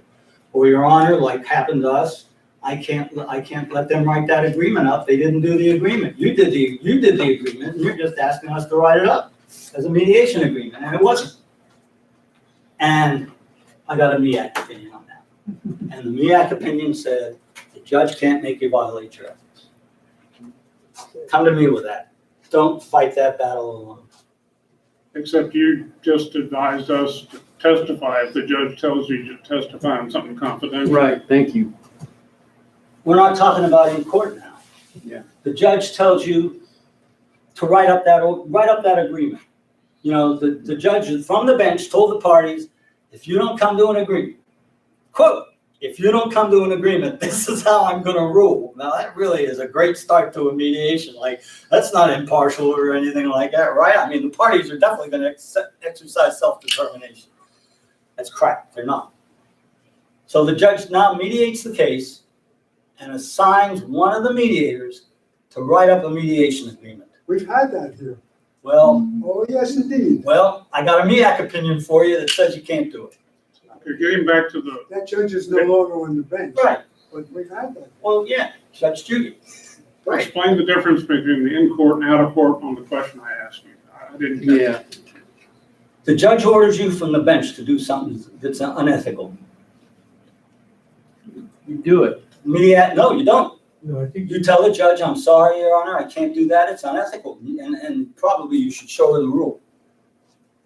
But on the other hand, when you're in court and you've raised the confidentiality, you raised the defense, and she tells you to testify, she has now ruled that you can testify and the confidentiality doesn't attach. Oh, whoa. Dude, don't argue with me, argue with me, you know? But I mean, I'm hearing that if the judge orders you to testify, you testify. But if he asks you a question that was done in mediation, you don't have to reply to that, you have to tell him, If the judge tells you to testify, testify, period. period. You've raised, now understand, before you You've raised testify, you've confidentiality. raised all your defenses. Your Honor, I believe that this is confidential under this circumstance and under this circumstances. The judge rules, I don't think it's confidential, testify. Testify. My point is for you small claims mediators, that's why we've told you not to stay in court, to listen to your case, get out of there. If that happens, you walk out with your parties, you go up to Dave and say, Dave, this is what happened, help me get out of it. And he will take it from there. I will take That's it the from there. easy out. And I will go up and I will talk to the judge, say, Your Honor, you're asking the mediator to do something that's unethical, and blah, blah, blah. And at that point, the judge will always back off. Another good reason to shrug your notes. That's why I shrug my notes, because I can't testify. You know, even if it's an exception, I can't testify. I'm not gonna lie about it. Now, understand, don't ever lie to the court. Ooh, don't do that, please. All right. Candid, accurate, and fully responsive to the court concerning the mediator's qualifications, availability, and other administrative matters. That's what they're talking about. You can't lie to the judge about that stuff. Compliance with authority. Comply with all statutes, local rules, and administrative orders relevant to the practice of mediation. So that means you are bound by the rules of certified court-appointed mediators. You are bound by there's four possible rules of court: family, dependency, county, 3 possible rules of court, and small claims. Small claims have their own rule. And by the way, one of the training things I'm going to do on a Tuesday is give you small claims 101, how it works, why it's that way, and all that stuff, because I think that would be helpful. Administrative orders, we do have an administrative order here, I think it's 22, maybe, 20-2. Mine was 2006-8, I think. The order I wrote. But the orders basically says, all family cases are going to mediation and everybody has to use good faith effort to settle it. And that gives me heartburn, because there's a MEAC opinion saying the parties do not have to use good faith in mediation. Now, that's one of the grounds for termination. The party is unable or unwilling to meaningfully participate in the process, but that's what that's all about. Small claims recently consolidated into county system. No. Small claims raised their jurisdiction, I think, $8,000. And civil raised it to $15,000. I saw something like on e-filing that they're one of the same or something. If two lawyers are on a small claims case and they ask to adopt the rules of civil procedure, the judge will normally do that and let them go through all their discovery purposes and all that stuff. They try to limit discovery in the small claims court because of expense. Because you start getting into depositions, they are grossly expensive. So that's what that's all about. Dave, can you be a little more specific about where the court has said that you don't have to exercise good faith in mediation? It's a MEAC opinion, so I don't have it. Okay, so I it's don't not a court remember opinion, which it's a one. MEAC opinion. Yeah. And why would they do that? But I don't, let's have another conversation. Why would they do what? Say that you don't have to exercise good faith in mediation. Because a lot of judges order it. And a lot of judges in their administrative order referring to mediation says that the party shall use good faith in mediation. And because of that, I suppose that a way the MEAC opinion happened, and I don't really remember, but I think the lawyer, I don't know, but that was the rule. The ruling was there's no specific requirement. Oh no, it wasn't a ruling. It wasn't a MEAC opinion. It was an appellate decision. And it was an old appellate decision. Look around 99 or something like that, because that's about when it The came out. reason why I ask you is because, years ago, I'm talking about over 30 years ago, when mediation first started, I had a case where a mediator actually attempted to force my client into participating in a multi-party mediation. We're all sitting in favor. My client says, I'm not offering anything here. And he reported that to the judge, exactly in bad faith. And the judge just said, I can't make decisions like that. Yeah, you can't even report it. That would, reporting violated confidentiality. You sure it's not just if a lawyer is involved, that you don't have to have, you don't have to exercise, I'm merely telling you what the appellate decision says. The appellate decision said, and it was right on point. I mean, party was ordered to exercise good faith and they didn't, the mediator reported it. And the appellate court said there is no legal requirement that a party exercise good faith in mediation. Which makes sense to me. I mean, that's why they're there, self-determination. I want to be a jerk. Okay, you can be a jerk. Now you would terminate that for the party not meaningfully participating, but you got to end it and report no agreement. And then if they show up, you make an opening statement, they're doing what they're supposed to do. That's right. That's exactly right. That's all they have to do. Can't lie about marketing practices. Let me give you a general statement. You can't lie. Yeah. Period. I see this all the time on signs, and it drives me crazy. I knock at the door and tell the mediators your sign is violating ethics. Because you have to list Florida Supreme Court certified is misleading because they don't know what you're certified in. And if you're certified in county and they're asking you to do a civil circuit case, I mean, that's the problem with that. That's where that problem starts.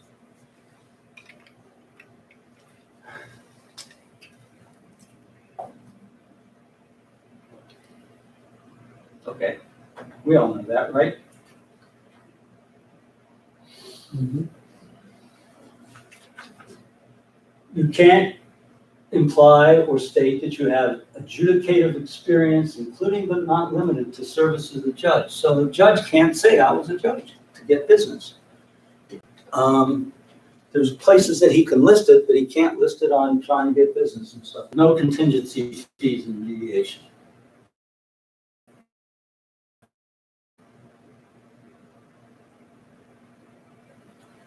You know, you're ruining my whole marketing plan. This one was a case where the guy said, the judge is a moron. And that's how that arose, because the mediator asked, the mediator basically said that the judge is a moron, and that's not a good idea. Don't say the judge is a moron. Unless she comes back. I will not even respond to that question. Okay. If you don't know what you're doing, don't mediate the case. That's basically what that's saying. But you can co-mediate the case. You can get half the fee, and you can learn about whatever it is that you don't know about. So, or you can't knowingly accept a case where you have a conflict of interest, or on and on. You just can't take the case you shouldn't be taking. David, excuse me. There's been an occasion where I've been asked to mediate a PIP case. And I don't know PIP from POP. Are you saying I should probably not mediate that case? No, because you can read Florida statute, whatever it is, 727, extremely specific points of law that nobody knows about but the lawyers and stuff like that. I mean, if you could, let's put it this way, if you can learn it up and be competent with it, mediate. And you don't have to know everything there is to know about it. You can find out about that in mediation. You don't know everything there is to know about anything in mediation, okay? But if you flat don't know anything about it, don't do it. Okay. Like the criminal law guy that took the family case and said you could pay support for 10 years. That's what they're trying to avoid. Oh, well, I had him backwards. That's the one I was talking about. The other one is don't lie. I've asked the parties. Okay, this is an important ethical standard in which a mediator may be professionally bound or not abrogated by these rules in the course of performing mediation services. However, these rules prevail over any conflicting ethical standards. You're a lawyer and you're a mediator. Are you being a lawyer or are you being a mediator? If you're being a lawyer, you listen to the bar rules. If you're being a mediator, you listen to these rules. And if the bar rules and these rules conflict, these guys win. Everybody understand that? They want to get mediation, but an ethical action can be brought against you as an attorney too. Yeah, exactly. I've seen that. I have read those where they get grieved as a mediator and a lawyer. But I'll give you a good rule. One of the rules of the bar is if you see misconduct, you got to report it. It's not permissive. You have to do it. But on the other hand, in mediation, if you see misconduct, it's permissive reporting. So there's one of the differences where one rule says one thing and these rules abrogate it. I guess that's probably a pretty good example. Yeah. Okay. I'm not sure I got that, but okay. I don't know if the rest of it. Lawyers have to do it, mediators don't. Yeah, if you're acting as a lawyer and let's say you're acting as a lawyer in court and the guy performs malfeasance or misfeasance or misconduct. You are required by the bar rules to report that lawyer. If you are in mediation and you see it happen, that's one of the exceptions to the confidentiality. Malpractice, misfeasance, nonfeasance are reportable to the enforcing agency. So you would report it to the bar, but it's permissive, you don't have to. I guess that's one of the things, I think the bar rules would apply in that case, so far as. No, mediators rules apply. This says that. And I only bring that up because that's a MEAC example. Yeah. Well, But it makes sense to me. may not be binding on the attorney. The attorney has to comply. Not if he's violating confidentiality, he doesn't. Trust me when I tell you. It's okay, Dave. Thank you. Okay, one man's opinion. Yes. If you're not comfortable I with it, appreciate do it the other way, and I'm not gonna be responsible for what happens if you do. I got a case from the court system, and I get the file, and I'm looking through the file, and another mediator is assigned. So, I said, well, I gotta respect professional relationships with another mediator, I can't steal this case. So I called the guy, and I said, hey, I got this case, and you're assigned to it. He says, what's the name of the case? I told him, he said, God bless you. But the point is, I called him, and that's what that's talking about. You know, if somebody else is assigned to a case, you just can't rip it off. You know, you gotta call the guy and find out about it. Besides, you're probably better off talking to the guy because he's gonna tell you the scoop why he's not doing it. Maybe. No confidentiality there? No. You know what? I'm just curious. Everything you say is confidential. And you're talking about the same case. Well, and isn't you it have under right- the umbrella is my question. And But it's the also, answer is- it could also prejudice you. The answer is, I don't know the answer. Well, the answer is But- reality. But He's gonna tell you about the case. I'm pondering the answer. Okay. And I'm thinking if it's from one mediator to the other about the same cases, you both have confidentiality requirements, I think you can do it. You can do what? You can share? You can share with other mediators. You got another answer to that? Yeah. Oh, okay. You were Remember, kinda- remember that I case thought maybe you were getting ready to throw something at a long time ago, folks, with the bell? Yeah, Remember that? right. Yeah, well, I was on that and Doug was on that. And there were about 3 or 4 of us. Yeah. And Fascinating. the natural inclination was to say, well, what happened when you were doing that? Or how'd you make out with that?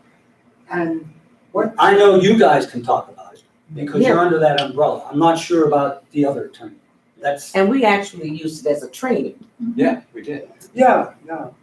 But so many, there were at least 3 or 4 of us on Yeah. that.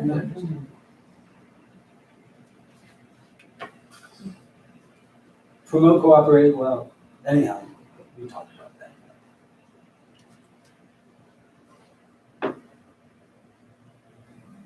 No non-compete agreements. That's what that's telling you. You can't do a non-compete agreement, you can't do a restriction on the area you can cover. You can't do any of that stuff. Hold up, before you go, Dave, back to that non-compete. I'm trying to sort out the mediator can't do it versus part of the claim coming before you has non-compete components in it. A mediation unit, a mediation company that you work for, Gotcha. when you leave, can't do a non-compete clause. All they can do is conferring benefits on retirement. They can, they can give you a retirement, but they can't do a non-compete clause and stuff like that. Okay, that doesn't pertain to the parties. No, it had nothing to do with the parties. We're talking about other mediation units and stuff like that.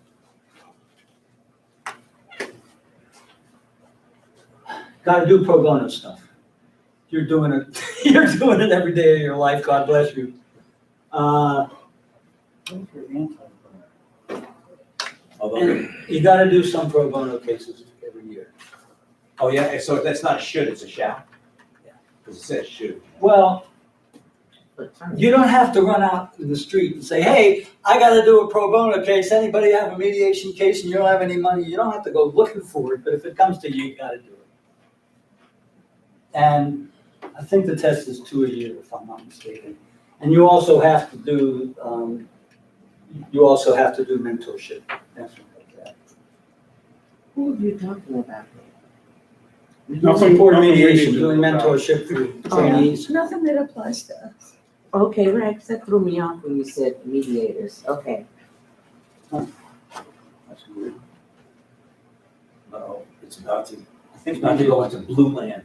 I think maybe it's over. It's not going anywhere. Oh, yeah, that's the last page, that's page 38. Oh, okay, well then, That's the end, that's the end of the standards. You're done. then we're done. Now go pop.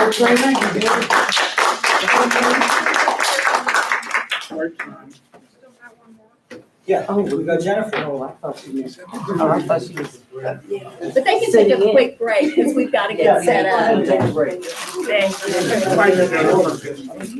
Good to see you too. How's your wife gotten back together? With the storm and COVID. I'll give you an update.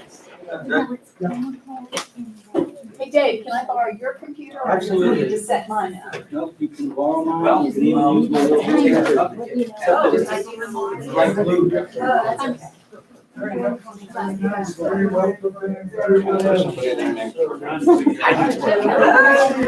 How'd you do?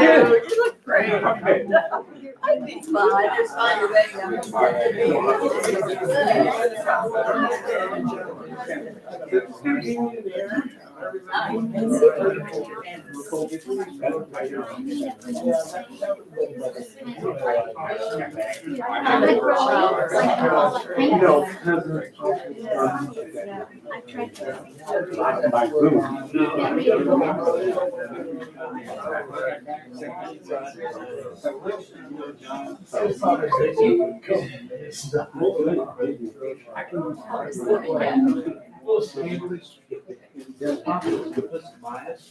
There's some time in there to get a chance to console you. You're not there with that. I work through I didn't listen to it, it gets sick, but, you know, it's just all of us had our lives on even on this.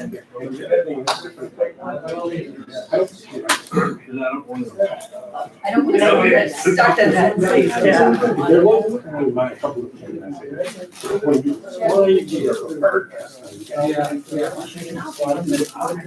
Oh, no. It's just hard though, you're hard. It's showing it in. No. Yeah, really stuck it.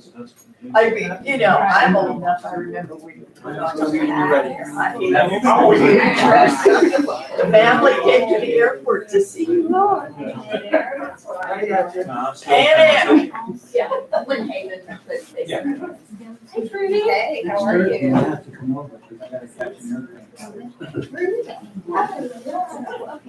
Good, how you doing? Yes, ma'am.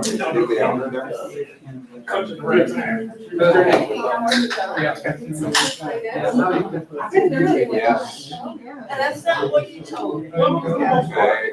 My wife had stopped by yesterday and talked to Trevor, showed her a picnic table that we were interested in ordering, and I said that would come back today, I said by a certain time, you can get it in your order.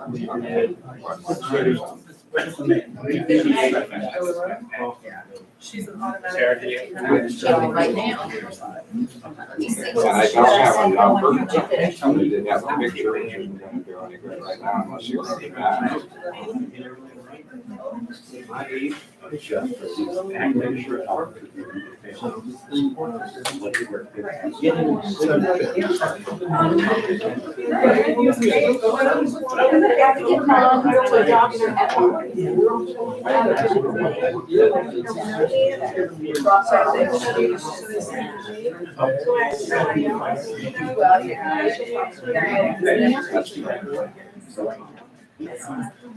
Yes. So you got to do it, this will probably Wednesday. I think you can't put any more on, you know. So we have a. She needs to add that one back to back. I don't have my credit card.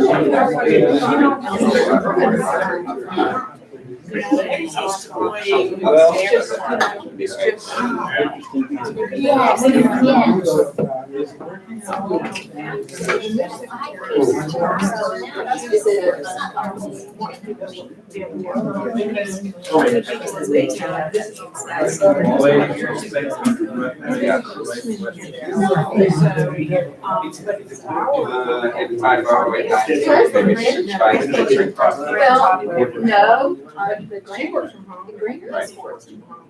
Right now. You employee? Yeah. For some reason, I thought she was like. Is that employee? She should go to personnel. Let me give you my cell phone. I No, no, it doesn't. Right. It got done, and there are further damage, but not from the storm. So that, 3 months. And basically, and it's because of our husband, they live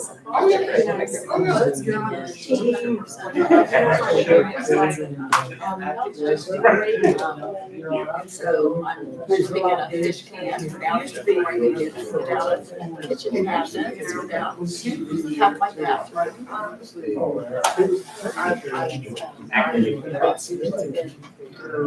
Not storm, but We pulled money out to do.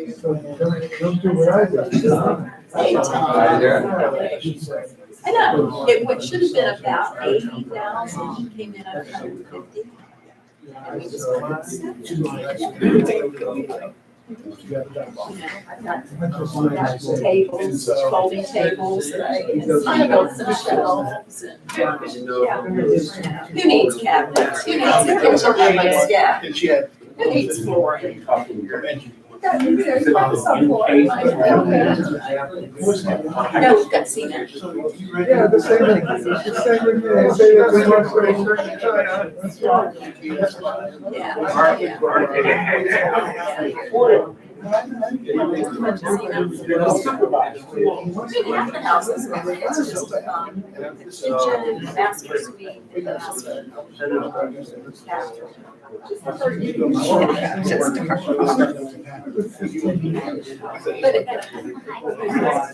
I know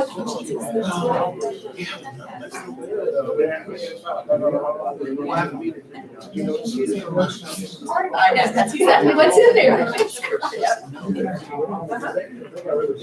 That was it. I can see everything. You're gonna apply for it if they give it to you, you know. I've got a 14-year-old. It's always takes care They're out of college. Then maybe I'll get my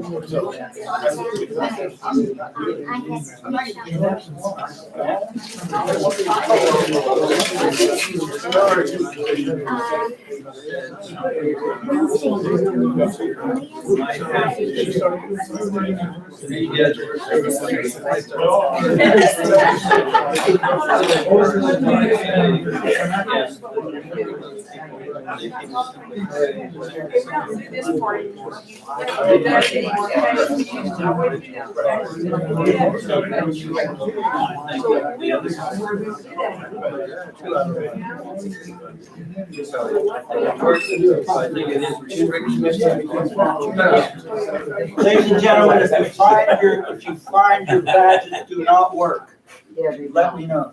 It didn't work. You're matter. limited to I got mine. It's a Tuesday point, that's why. Yeah. So when you go the first day, if your badge doesn't work, let me know. hanging in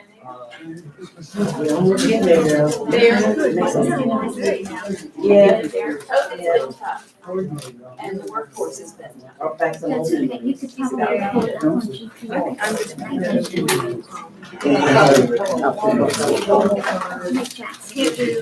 It's a good feeling. Oh. Back up. A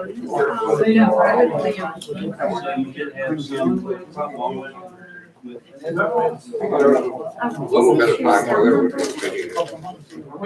And need to, Pick back up. I can go longer. That seems to be.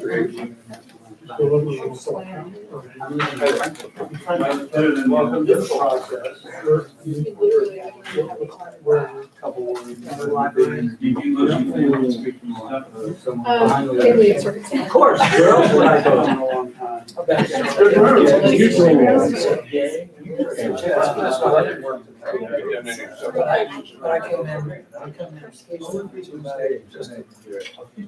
I didn't really. I am planning. So when are we doing that? You'll see about Yeah, because we have one of our grandsons graduation.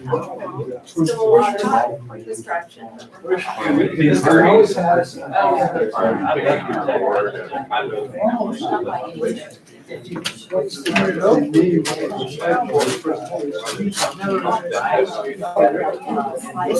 chair has been after me all day. We'll have to fix that.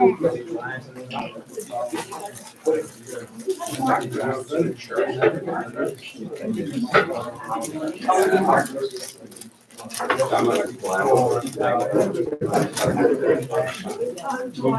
gotta wash my face and take my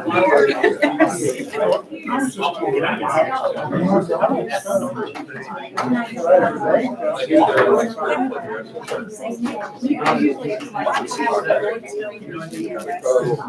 guess.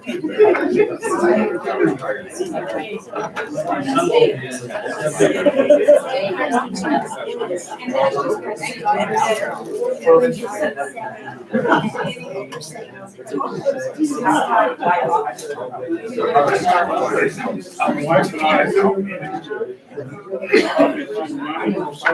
BBC mystery series.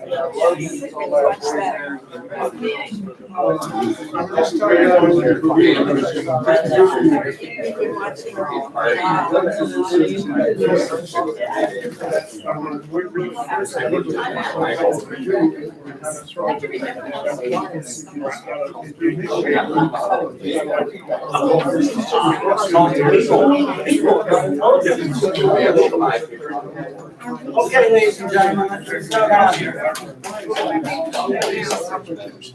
Well, we get 10 minutes, we get 10 minutes for every 15 minutes. If we did not have that, that's how we end.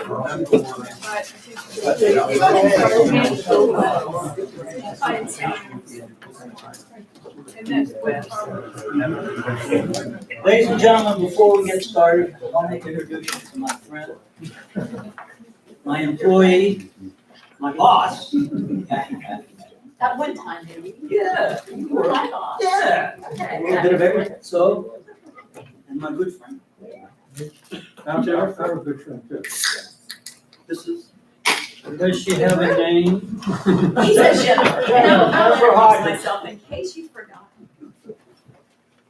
So Dave, if you'll start my. Look, I got ready to sign house and everything. Well. My hands aren't ready. My brain isn't ready. Hopefully we'll have fun to finish.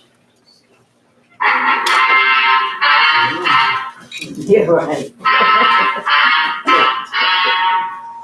Story you are about to see is true. The names have changed to protect the innocent.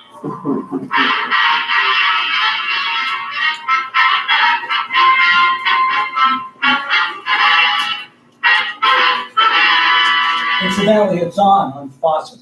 That's the name of the network.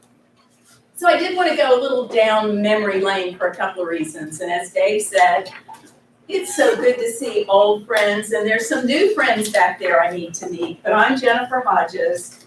To be proper, I'm a Florida Supreme Court certified mediator in county civil, family, and dependency. As Dave pointed out, I actually followed in the footsteps of one of your morning trainers, Susan Marvin, as mediation coordinator here. Then followed and tried to fill his footsteps as the ADR director. Then went home and retired in 2019. There was this little storm over where I lived in the Panama City area. We've recovered from that, and then COVID hits. And I honestly got bored. So lo and behold, a job at my little city came up. They needed an HR director. So for the past year, I've been an HR director in a little town that has 9 indictments Against the town people. against officials and employees, and they sort of liked my legal background or exposure to the legal world. as I moved into their HR director. So I'm really not retired anymore. I'm working full-time.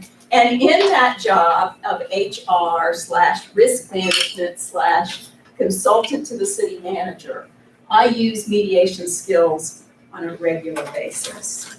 So we're going to talk about today what we're not going to talk about. We're not going to talk about the rules anymore. That's over with. We're not going to talk about appropriate or maybe inappropriate behaviors. You probably heard about that this morning if you talked about grievances or any of the NEAC opinions. We're not going to talk about opening statements. You all get training on that on a regular basis and should. You should have, from your beginning training, written out that opening statement, practiced it, and have it available. We're not even going to talk about the reports or the agreements. What we're going to talk about today is really the meat of the mediation. The peanut butter and jelly between the two pieces of bread, the middle part. Because I think sometimes we don't talk about the middle part a whole lot. And what we're going to try to get to is to get to some of the strategies that help you develop your mediation agenda and some of the strategies that help you identify and explore solutions. And what I did in thinking about this training is I thought, you know, mediators sometimes are a lot like detectives, or are they? So let's discuss this for a minute. Is it really a detective's role to be a problem solver?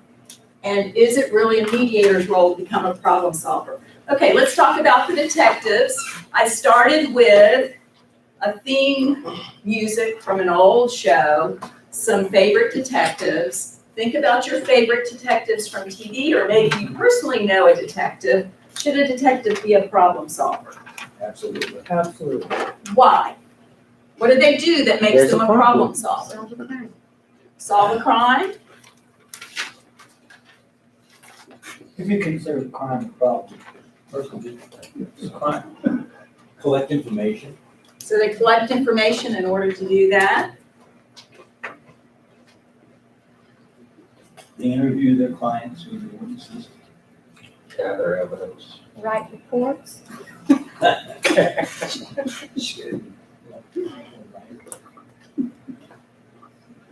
Write reports, For people that commit etc. For people that commit crimes in jail. So they want to put in jail. They have a definite task. Now, are mediators problem solvers? No. Yes. Yeah. Yes. I have yes and no. Why are they not a problem solver? Can't give advice. I do. We don't adjudicate. Because it doesn't matter the problems, well. Doesn't matter what the outcome is, right? No, That's not the mediator. Well, they're not responsible for the solution. There you go, that's a better way to say it. It depends what you consider the problem. There's not just one solution. If you That's consider the the main problem thing there. that two people have not yet resolved their dispute, then you're there to help them resolve that problem. So let's change. How are they a problem solver? Yeah, we try to figure out what the motivation of the parties are. If they can solve the motivation, they're 75% on the way to a solution. They're also doing a service for the court.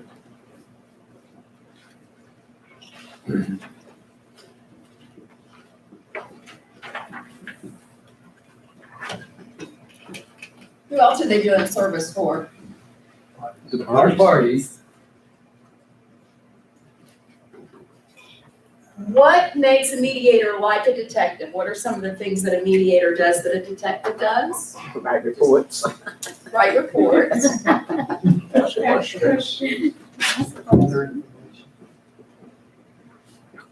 Watch body language. I'm gonna make this observe. So, you see where I'm getting at it? I think we can be problem solvers, whether the problem is solved the way we think it should, may not be important. But we're gonna talk about some of these skills to put in our toolbox as a mediator that can help us in what I call the meat of the mediation. So you with me? Have fun with it a little bit? Let's see what's next. You all were right. I said the detective's role often is to learn the truth, identify possibilities and options, and they're ultimately trying to solve a crime, right? So they're gonna do some things that hopefully help them get to that point. A mediator, you are often in a position where you want to learn or understand the party's story. Why are they there? Why is there conflict? What is the story? Identify possibilities and options, and offer resolutions. Is offer resolutions a mediator's role? Is offering resolutions a mediator's role? Seems like identifying the possibilities and options is more Help, they straightforward. can assist. But, okay, what was that now? I'm sorry, they can assist in identifying possibilities. Right. And How options. often have you been in a mediation and your party said, we don't know what to do? We don't know what to do. We don't think this will ever be resolved. And by the end of the mediation, somehow they came to a resolution.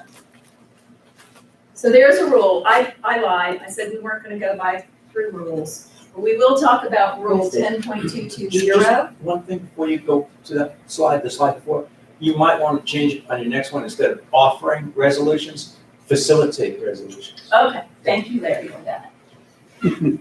Here, the role of the mediator. Assist in the identification of issues and exploration of alternatives. That's in the rule. I didn't make up that language. See the quotes around them? That's actually in the rule. As part of our role is to assist in the identification of issues and explore alternatives. So we can explore. Some of that may be, and it's true, when you offer, it has to be careful not to sway one side to the other. So maybe we just explore some possible resolutions. So, I have some detectives I grew up with TV. I bet some of you did too. No, I started with that music, Joe Friday. which is Joe Friday. I'm a writer, so Jessica Fletcher, who used to be the mystery writer, who could solve the crimes, and who couldn't love Detective Columbo? Bumbling Columbo with his rough, his just diskempt nature and his his London fog. We can identify with that, everyone here. I think we can, but then this is all part of our group, can we not? What was that, Dave? I said you were dating yourself. Absolutely. But you got to put Bernie Fife up there, even though he wasn't. Actually, when you get into this, there were a whole lot more that I forgot about. You know, we could go back to our authors and our detectives. But they all kind of help us in our role, I think. So let's look at Joe Friday. What we did learn from Joe Friday is he wanted just the facts, right? He was non-judgmental, and he would clarify statements. Think back to the show, Just the Facts Man. He had the pad out. What was his sidekick's name? Come on, Google. Couple of different ones over the years. Joe Friday and, can't remember, sorry, that's that memory going. Joe Friday's sidekick. Speak it out when you find out. Who was a Murder, She Wrote fan? I was a Murder, She Wrote fan. Bill Gannon, thank you. Did you get it first or did somebody know it? I don't remember what his character was, but was it Bill? Was he called Bill Gannon? Okay, with Jessica Fletcher, what I always appreciated is she was, she would come to a crime scene and she would see something that everybody missed, right? Or things didn't fit, they were already saying, well, this happened and this happened. She'd go, but what if this happened? She was the observant author writer who would listen. She would observe the scene, and she was often the one thinking outside the box. But could this have happened? Or could that have happened? You've got Detective Columbo, curious. He always was scratching his head. Tell me how this happened again. So he was asking those clarifying questions, and he would review and probe. Remember, he'd always go back again. Now tell me again, how did it happen on such and such a day? I'm a little confused. So those characters help us a bit to teach us what we need to add to this toolbox. And I think they all fall into what I'm going to call problem-solving traits. And I think I want to focus on 5 different problem-solving traits. We, as detectives and mediators, we have a desire to learn and know. We need to be open-minded, curious, a critical thinker, and a creative thinker. And I want to break down each one of these. So, desire to know. What does that mean? When I say you as a mediator have the desire to know. So you want to know what the problem is. In small claims especially, you get 2 people that come to you and you don't even know what the problem is. So you need to know what the problem is. Can I say this about small claims? First thing I do is, like, you used to have a file and you used to be able to read the statement of claim. Well, that ain't happening. The best places are already. Yeah, I think that ended around 2 years ago. I was going to say, I didn't see the statement. No, I know. Well, I mean, the parties have it, but that's what. Yeah, but we stopped getting them a while back, so we're kind Yeah, of. well, that's how I got it. So if you don't have a statement of claim, what do? You ask questions, right? Right. Immediately after opening statement, I said, what brings us here? And I started with the other person. What brings us here? You ask us, what else? What else are you trying to find out? How else can you understand the problem or seek information? You want to know what each party wants. So what do the wants are? Yes, question. What they don't want to.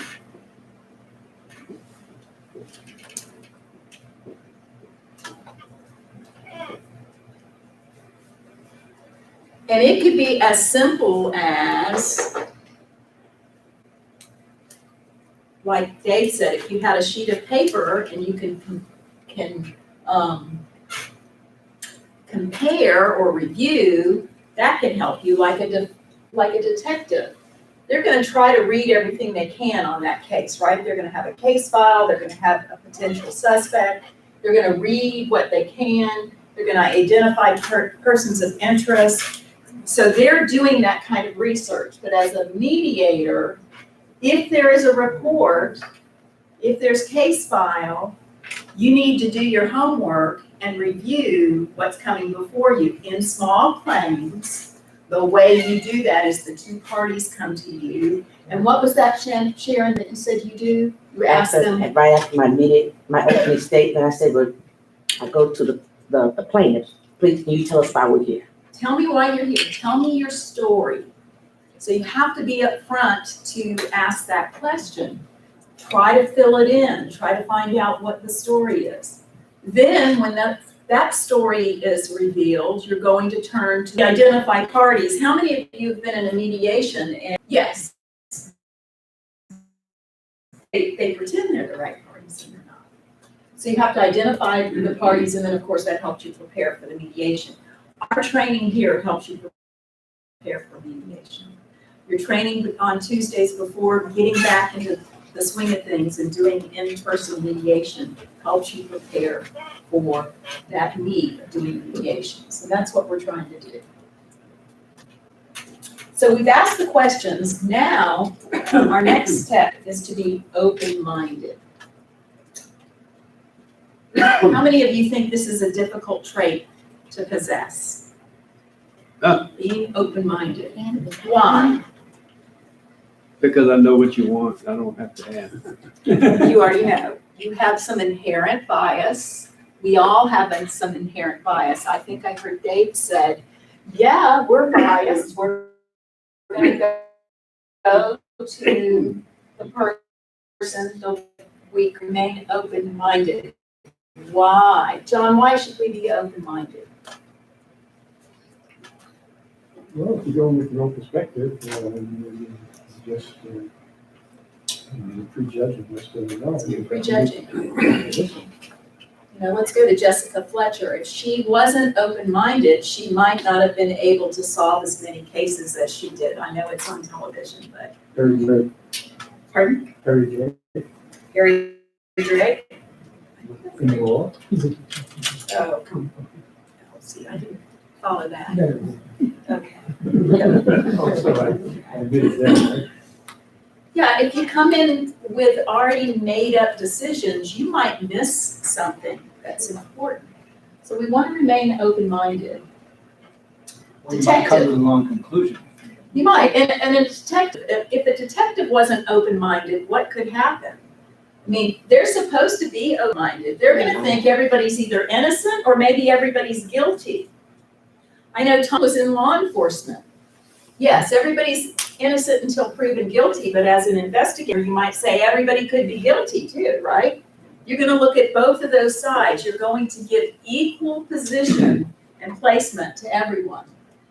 You have to remain patient. Maybe it's gonna take time for the facts and the evidence to unfold.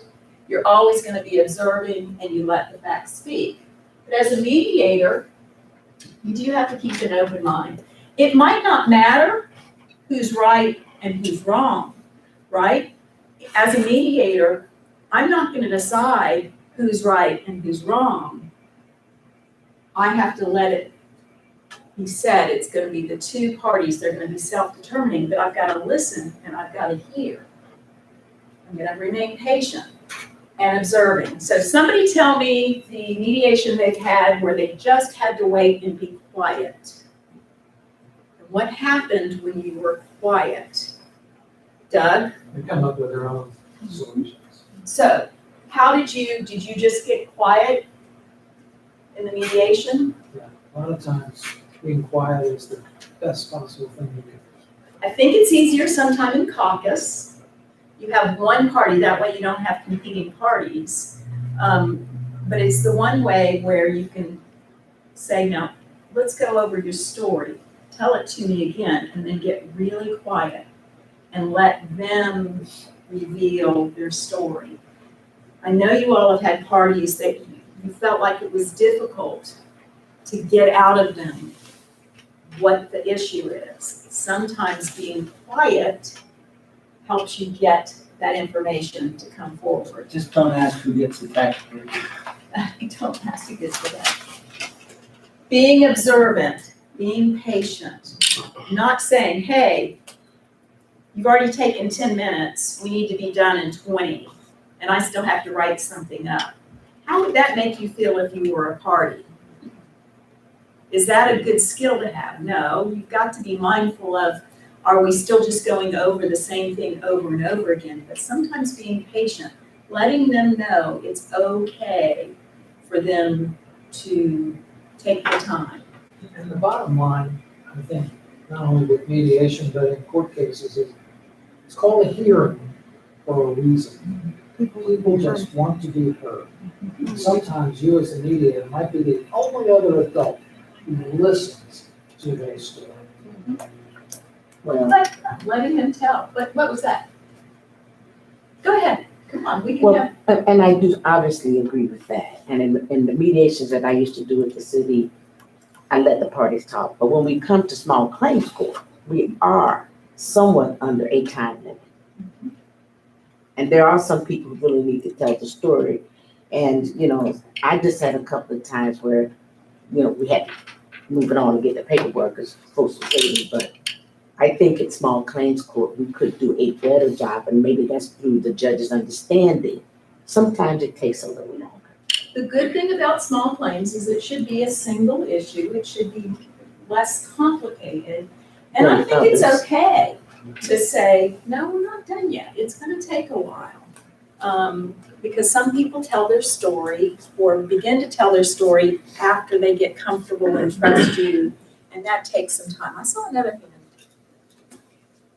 I've had the experience where I knew the party just needed to say their piece and giving them permission to do that. But at the same point, I had to say, now, exactly what is it that you want? Sure. So that's part of finding that, seeking that information along with being open-minded and patient.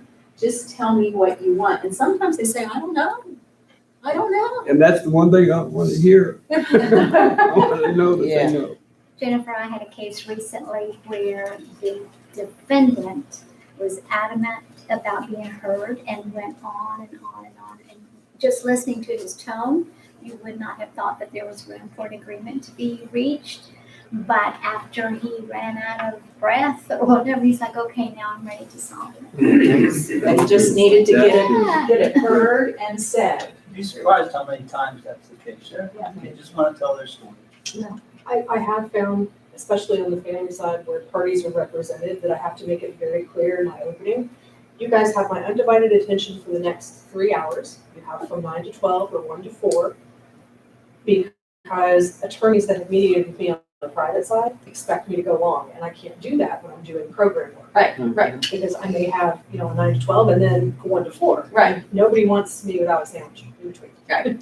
And at least you've set those parameters. And there are options if it needs to be continued, are there not? Yeah, So- absolutely. So setting some parameters may be just realistic and required, but it's not that you can't come up with some options like adjournment, a continuation or something like that. And we all know this, there are those people that just want an apology.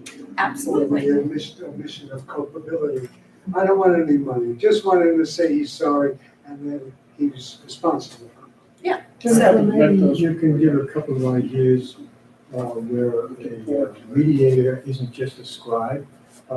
In small claims court, the lawyers come in, you ask them, why are we here? Oh, I bought this case for 10 cents on the dollar, I'd like this much amount of money. Well, there's no explanation there, and you're looking at a poor person who's just fighting out of their mind and is just wanting to get out in some way. So how do you open that up to more mediation when it's just cut and dry dollars and cents? Anybody have an idea there? Come Cut up and with dry. alternatives for payments. Come up with creative alternatives on how to pay. Like the fried chicken for life case where the agreement was fried chicken for life. Guy wouldn't pay any money, but he owned the fried chicken business and he gave the other guy fried chicken for life. So I mean, there's lots of, by being creative. Let's go through some of the other traits too, and I actually have a case study we're gonna do and see if we can come up with some ideas. But I think part of it, what John is saying, sometimes we get cases and it's just cut and dry. The plaintiff, you owe me money, I want it paid, right?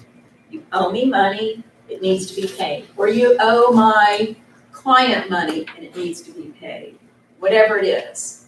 The other person says, I owe them money, I can't pay, right? I would probably separate into caucus and find out, okay, let's see what those, remember to investigate or discover possible alternatives. When And you're sitting there quiet like that, the attorney, and those two things are said that you just said, the attorney says, how much can you afford to pay? It's just exactly where it goes. How much can you afford to pay? And sometimes in small claims, being quiet and watching that, as long as you're making sure there's not coercion, you're giving a service there. I don't necessarily get in the way of the parties if they're starting to talk back and forth. I am going to be observant, I'm gonna listen to make sure that no one's being overbearing on one party or another. So sometimes that happens and everybody's comfortable. How many times have we had a defendant says, I'm just glad that I'm here and we can get it taken care of and it's done.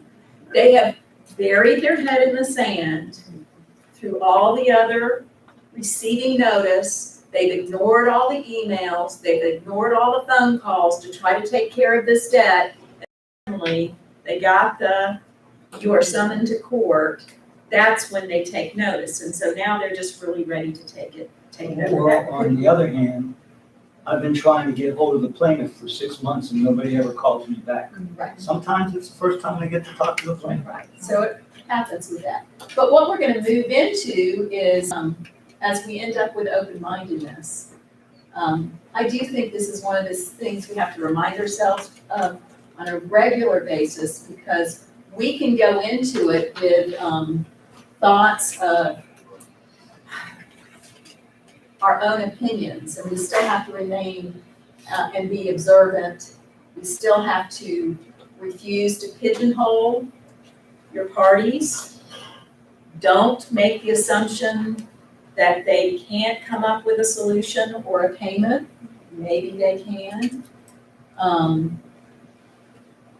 Listen, especially the silence. Continually check your own bias. Don't make the assumptions that they're thinking the way you are. It should be always in your brain, are you being the best mediator and open-minded as you can? And stay fresh. Okay, let's talk a little bit about curiosity, because I think this helps us in mediation as well. How many of you all think you're a curious person? Grant, why? Why do I think that, or why am I curious? That's a curious question. That is a curious question. And a curious answer. Well, I think being open to learning new things is certainly, there are elements of each other. Curiosity makes me want to see things, want to know how things work, want to take apart radios when you're 5. Yeah. All those sorts of things. I think all of us as mediators, the reason why we do this, I love the fact that there's no case that's the same.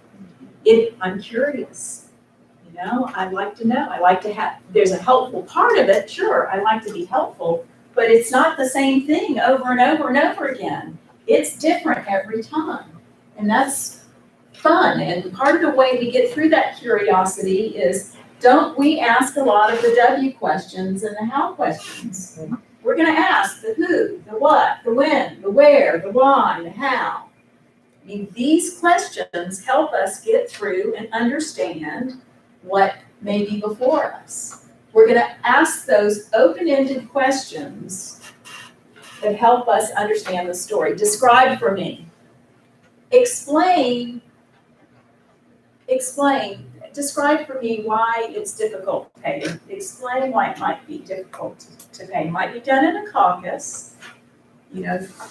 How many of you all have used these questions and it's helped you come out with a better solution or a better idea or a better suggestion for some resolution? Can someone think of a time that an open-ended question really helped you reveal some options? Larry. Yeah, one time I had, the parties were, one guy was an engineer and the other guy was an artist. And they had worked together in the past, and now they were suing each other over something. Right. And I got them to I asked each one to tell me what drew them together in the first place. And they started talking about their first project, and they got so animated about remembering how good it went that they decided to come up with a solution that right there, and it was like magic. Yeah. It was really, really cool. You remember that. That's what Yeah, it's stuck in my head. Yeah, but if you had just said, what do you want and what do you want? Is this okay? Is that okay? You would have never gotten them there. Right. So take a little bit of that. Let's talk a little bit about critical thinking, because I think we do a lot of critical thinking. You're gonna, and this is done split seconds. I know, David, you said before in training, all of this happens within microseconds in your brain, right? Information comes in as the mediator and you're already, those wheels are turning. When you're in the middle of hearing, you're gonna see if there's a pattern. You're gonna be observant enough to observe their body language. You're gonna interpret what they're saying. You're gonna theorize, you're gonna come up with some theories in that brain, you're gonna infer. You're also gonna be compassionate and empathetic. I can't remember who it was, but I've heard you all before say, you know, there was a point where the body language was closed and then it opened up. Something happened in you conducting a mediation that you knew there was a change in that mediation that allowed you to move forward. What are some of the skills you use that makes you a critical thinker? Specialists like me.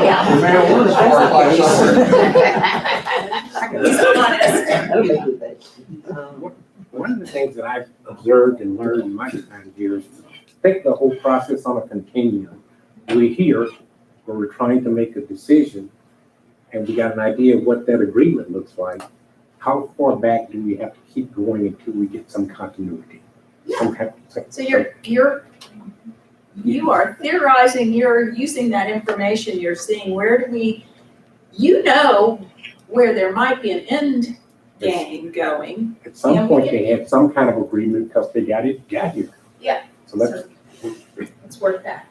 It depends upon what kind of case you have. If it's a credit card case with Rosen from South Florida and a lot of telephone, it's much different than if you have two pro se people. And then my job is to get them to talk. Right. That's what pro se means. So my effort is, no, tell him. Is that right? Tell her. So it's a little different. Yeah. And I'm not saying each case that you use all these tools or you approach it the same way. These are just potential toolboxes depending on the case, right? Every time we enter with parties, we don't know exactly what the case is going to be or what they can do. But our brain's going to go through some of these and pull out those tools when we need it. I think we're creative thinkers. How many of you all think you're creative? I do. How are you creative? Carol, how are you creative? In terms of mediation, I think sometimes my creativity is kicked off by reading people, and even sometimes in changing a little bit of the topic, just coming up with a sidebar, a nuance, something that directs them away from the anger, something that gets it just enough off track so that we can kind of come back at the issue. Some folks, I can't do this, some folks, some mediators are naturally, they have a sense of humor that just puts everybody at ease. I'm sort of the quiet, you know, I'll let sometimes I can sense a topic I can bring up or I make a reference that gets everybody comfortable. Jack Webb, just the facts. Yeah, well, there's I pointed out other types of detectives. But I do think we're all independent thinkers. We don't come into this profession and this world by thinking we're gonna follow what the next mediator did or doing the case just like we did it before. Like David said, every case requires a little bit of different handling. So you've got to be independent and always thinking about the approach. We might have to think divergently. We might have to go on a different path. We might, I think we like the challenge. I think the reason we're here is because it's not all the same. And we often look at not just the why, but the why not. What's the wants and what's the what not. So we're just not going to go down the same path. Okay. Lots of different traits. Think about those things, but let's go over this. When I was here as the ADR director, I had the opportunity to observe lots of mediators. Dave's had the opportunity to observe lots of mediators. You all have had the opportunity to observe other mediators. And I noticed that sometimes with the less experienced mediator, they would go right from opening statement, zoom right to negotiation. In fact, the credit card case might be the one, okay, you owe this much, how much can you pay? All right, you can't pay that or you can pay this, let's get to an agreement. So they're going right from opening statement straight to negotiation, and they kind of they just jump over what I call the meat, the peanut butter and jelly. And what I want to do is talk a little bit about a case study and have us work through this case study. So this case is who's on first versus I'm on second. So who's on first sues I'm on second for breach of contract. Who's on first was a fence builder. Some of you will get this because I did this shortly after Hurricane Michael. So he was building fences for everybody who lost their fence in the storm. I'm on second needed a beautiful privacy fence built around her very luscious large piece of property. And who's on first was the vendor or the business that she hired. He's suing for $8,500 plus court and legal fees, costs, all those things. That's not anything different from what you might get on small claims. I'm on second, countersues for breach, seeks the deposit that she had given for the fence of $8,500, which is the return of her deposit. This is what you know. The parties come to you. Got who's on first, who wants his money, and I'm on second saying I'm not paying. How many of you had a case like that before? Of course, we all have.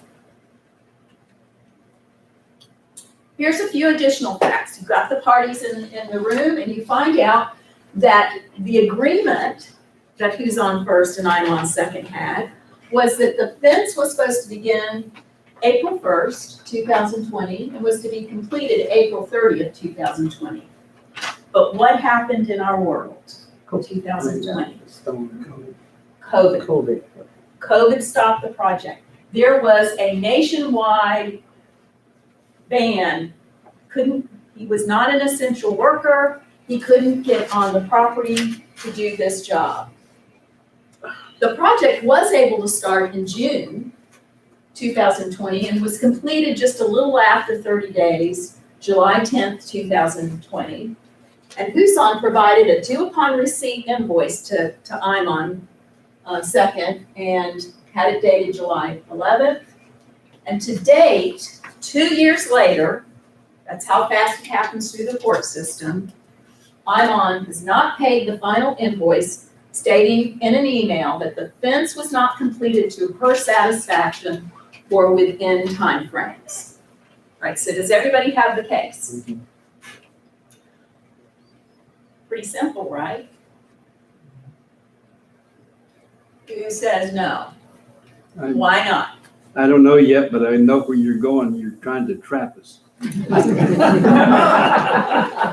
That's creative thinking. Yes, that is. I don't know, it's third base. I don't know. Well, yeah, there's a little more to the story. So you get the parties in room, and let's see what happens. Now, if you were the fast and furious mediator, after opening statements, the mediator asks the plaintiff, who's on first, what will you accept to settle this case? And what do you think Mr. First said? Absolutely. He said, I want my money and I want to be reimbursed for my court costs. So the mediator trips over to I'm on second and says, are you going to pay this to settle this case? Absolutely not. What do you think? Absolutely not. No way. I want my money back. My fence wasn't done in a timely manner, and I'm not happy. And it was done wrong somehow. Yeah, somehow done wrong.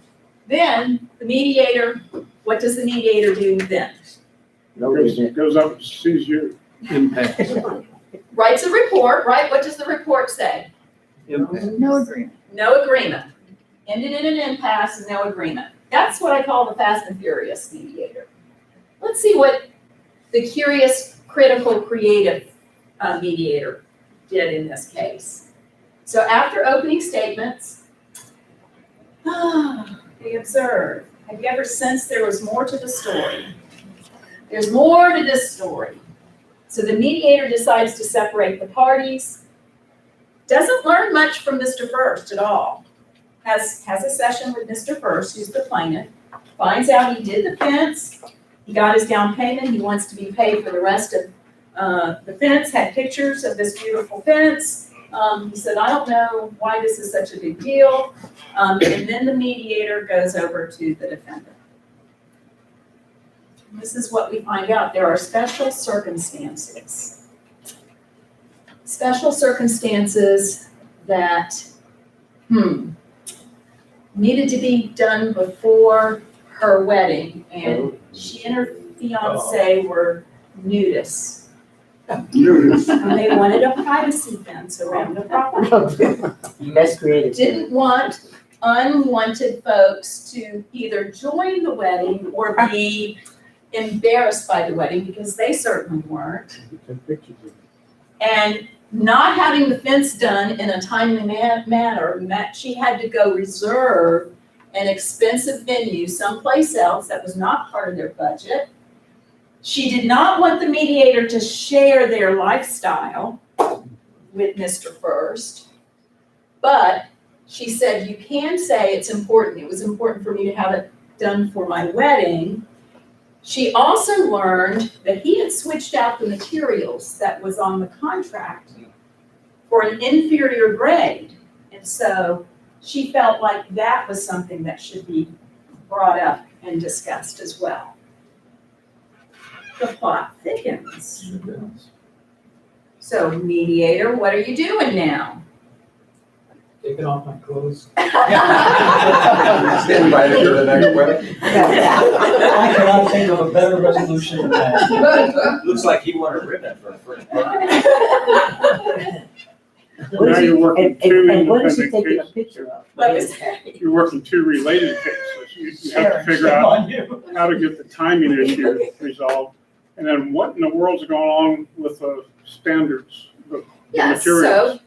so, Brad's serious here. So we have some things. There was a timing issue, but was the timing Mr. First, did he cause the timing issue? No. Look at the contract. Look at the contract. But this thing called up international whole world COVID came up. The whole thing about, how can we get them here? We've got some things now that have come up that maybe might have, we're looking for some movement. Yeah, there also was a problem getting materials too. Yeah. During COVID. And So that's exactly, maybe another materials. issue that we don't know about yet. So all of let's that see. could have been addressed in the contract. There could have been some kind of act of God type clause in there that would change the timelines that, the person who got the fence didn't understand. And we all believe every contract is written perfectly, right? So But are you all Or assuming there even- were two contracts? There's still I'm only not one. I'm not even sure there was a written contract. Oh, Yeah, it could have been oh, verbal. So we have special circumstances. You've gone back over to the plaintiff now. So the plaintiff shares, when the mediator comes back, the quarantine made it impossible to meet the April 1 through April 30th timeframe. Absolutely impossible. There was a government shutdown. Materials, the regular suppliers weren't available. He had to change out materials due to a supply shortage. Right. He was willing to maybe discount the fence a little bit just to make this thing go away, but he stands by the quality of the beautiful fence. Do you have movement? I think you got movement. I think now you're in the middle of going back and forth. I hope your head is going, I gotta be open-minded, these are naturalists, that's a little bit different lifestyle, or, hey, I need to exchange my number with them because I like doing that too, whatever it might be. Don't do it during the mediation. Yeah, don't. I think he needs bigger hinges on that gate. But there's some movement. And so your head should be thinking about, okay, what's critical? Where can we go? Let's see how we can move this forward. So then you get to those issues and creative solutions. What the mediator finds out is Mr. First wants to make a profit for his job. He's in the business of making profit. There's nothing wrong about that. I'm in second. said, I like the look of the fence. I like the way it turned out. So we've got some satisfaction going on. We've got a business owner who wants to make a profit. We've got a defendant who liked the look of the fence, but the wedding had occurred. So really now maybe the date, she understood that the date was a little hard to get around. But she's concerned about the quote, inferior materials. So this is being shared. And what do you come up with some possible options? And you all can come up with more than this. So maybe a reduction in the overall cost, or maybe an extension of his warranty. Maybe that will help. Do you give a warranty? Can we extend it? Maybe take down the fence, redo it with the proper materials as contracted, which probably Mr. First doesn't want to do that. And we know that Ida likes the fence. She actually likes the look of it. Accept the fence as is, pay the bill, let's see what happens. Anybody else? What's another option here? But you could encourage the fence builder to offer some services. Maybe there's another little fence he can build, or maybe they own some additional property, or so that the. Modifications. Yeah, You absolutely. can extend the warranty. Yeah, That's on extend the warranty, extend the Oh, is that up warranty. there? Yeah. Oh, I'm Yeah. sorry. I mean, there could be additional work, there could be, a reduction. I mean, to me, there is the idea as you start, have you ever thought about, do you have a warranty? Have you ever thought about extending it? Would you consider extending it? Upgrade the stain? Upgrade, maybe it wasn't stained at all, maybe it needs to be finished and stained. My husband built a beautiful fence. It hadn't been stained yet. So if I was to sue him, one of my satisfactions would be stain the fence. Don't tell him I said that. By the way, he says hi to everybody. Bob says hi to everybody. We'll get together with. Well, if there's a cost, money problem, could give a payment plan if they needed it. A payment plan even, yeah, if that's it. She hasn't indicated that that was a problem, but she just got married, had to pay for a different venue. Maybe a payment plan would be Also, an option. maybe, if, they don't need the fence now, he can take it down and she can pay a partial amount. All sorts of options. So if you didn't think you weren't a critical thinker or a creative thinker or curious or being open-minded or trying to seek information, that's what you all have been doing right now. You've been coming up with possible issues to resolve this case. So the question before you today is, what type of mediator are you? Are you the fast and furious mediator who goes straight to negotiation?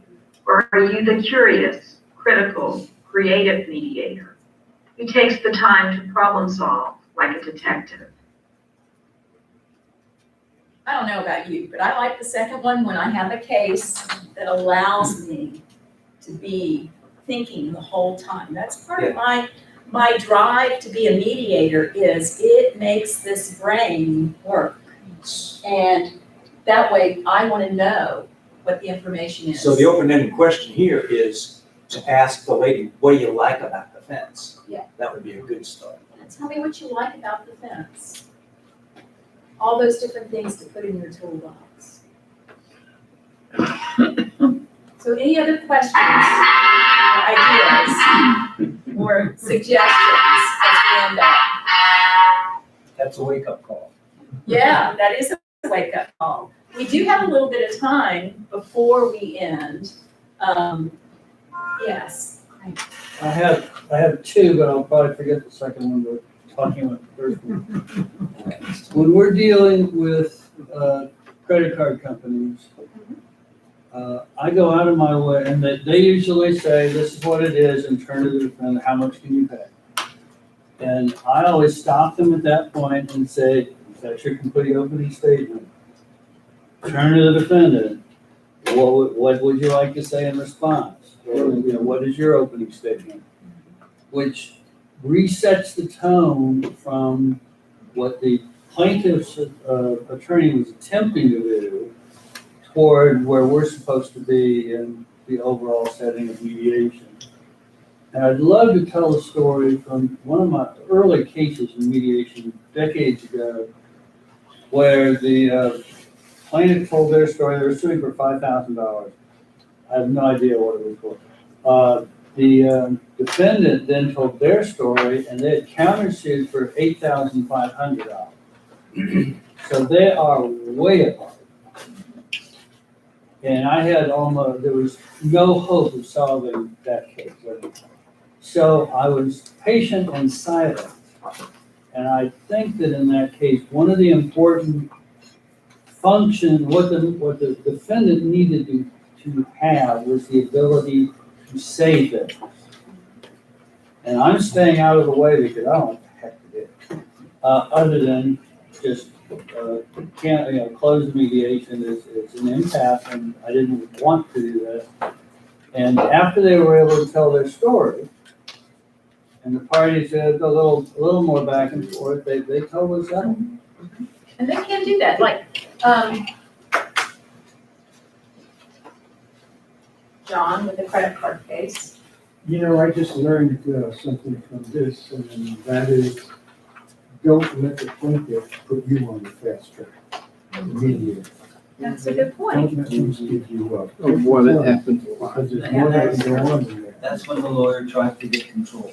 Yeah. Don't let him get control of your process. I know the one thing that has kept me going in mediation, which when I first started, the very first time, I saw that it helped me to learn communication skills.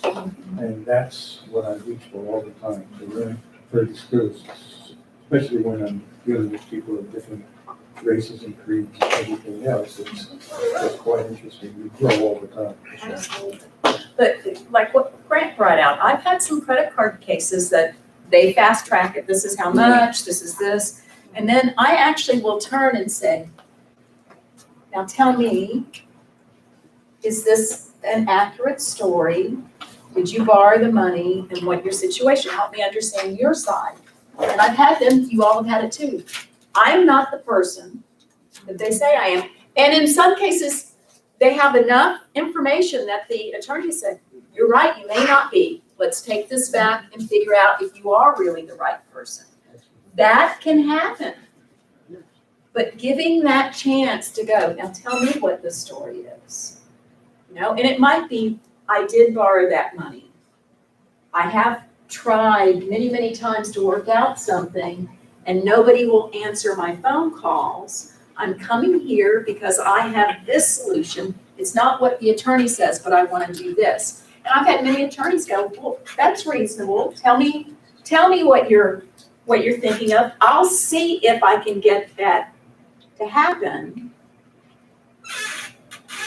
Then either an adjournment or an agreement that we can pull another party in from whatever the bank is, do that opening and see if we can resolve the issue.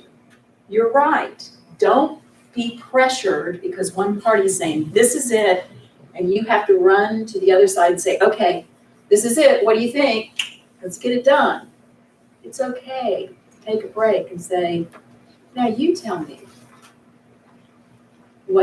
how you would like, how would you resolve this case?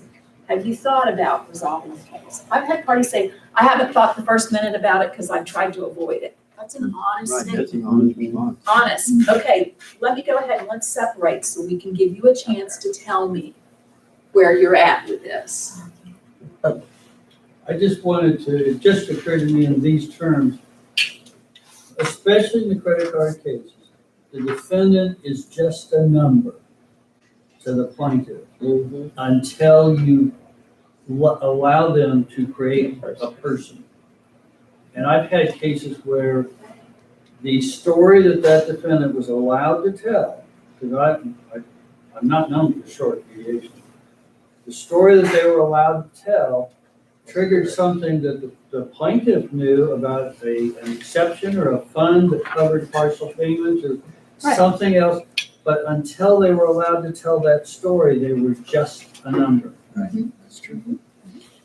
You know, a lot of times not a lot of times, I've had cases where the person, I don't even think I owe this much. You have to show me they ask the, attorney, you have to show me where a paper trail, And that's legitimate. and that They never ask that. happens either. That's a legitimate question. So if they ask for that, what do you do? I don't believe I owe that much, I don't think this is correct.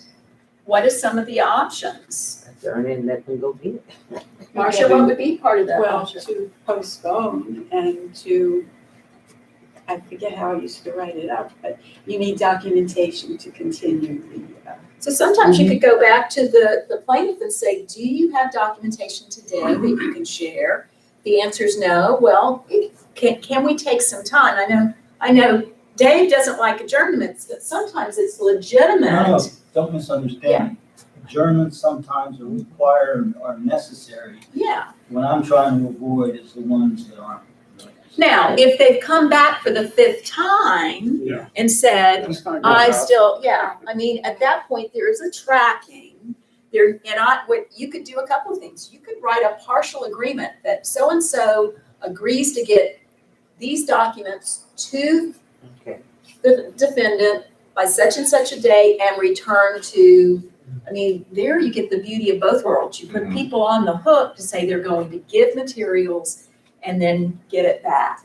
Can you help me? By the way, I've had judges say and magistrates say we love partial agreements.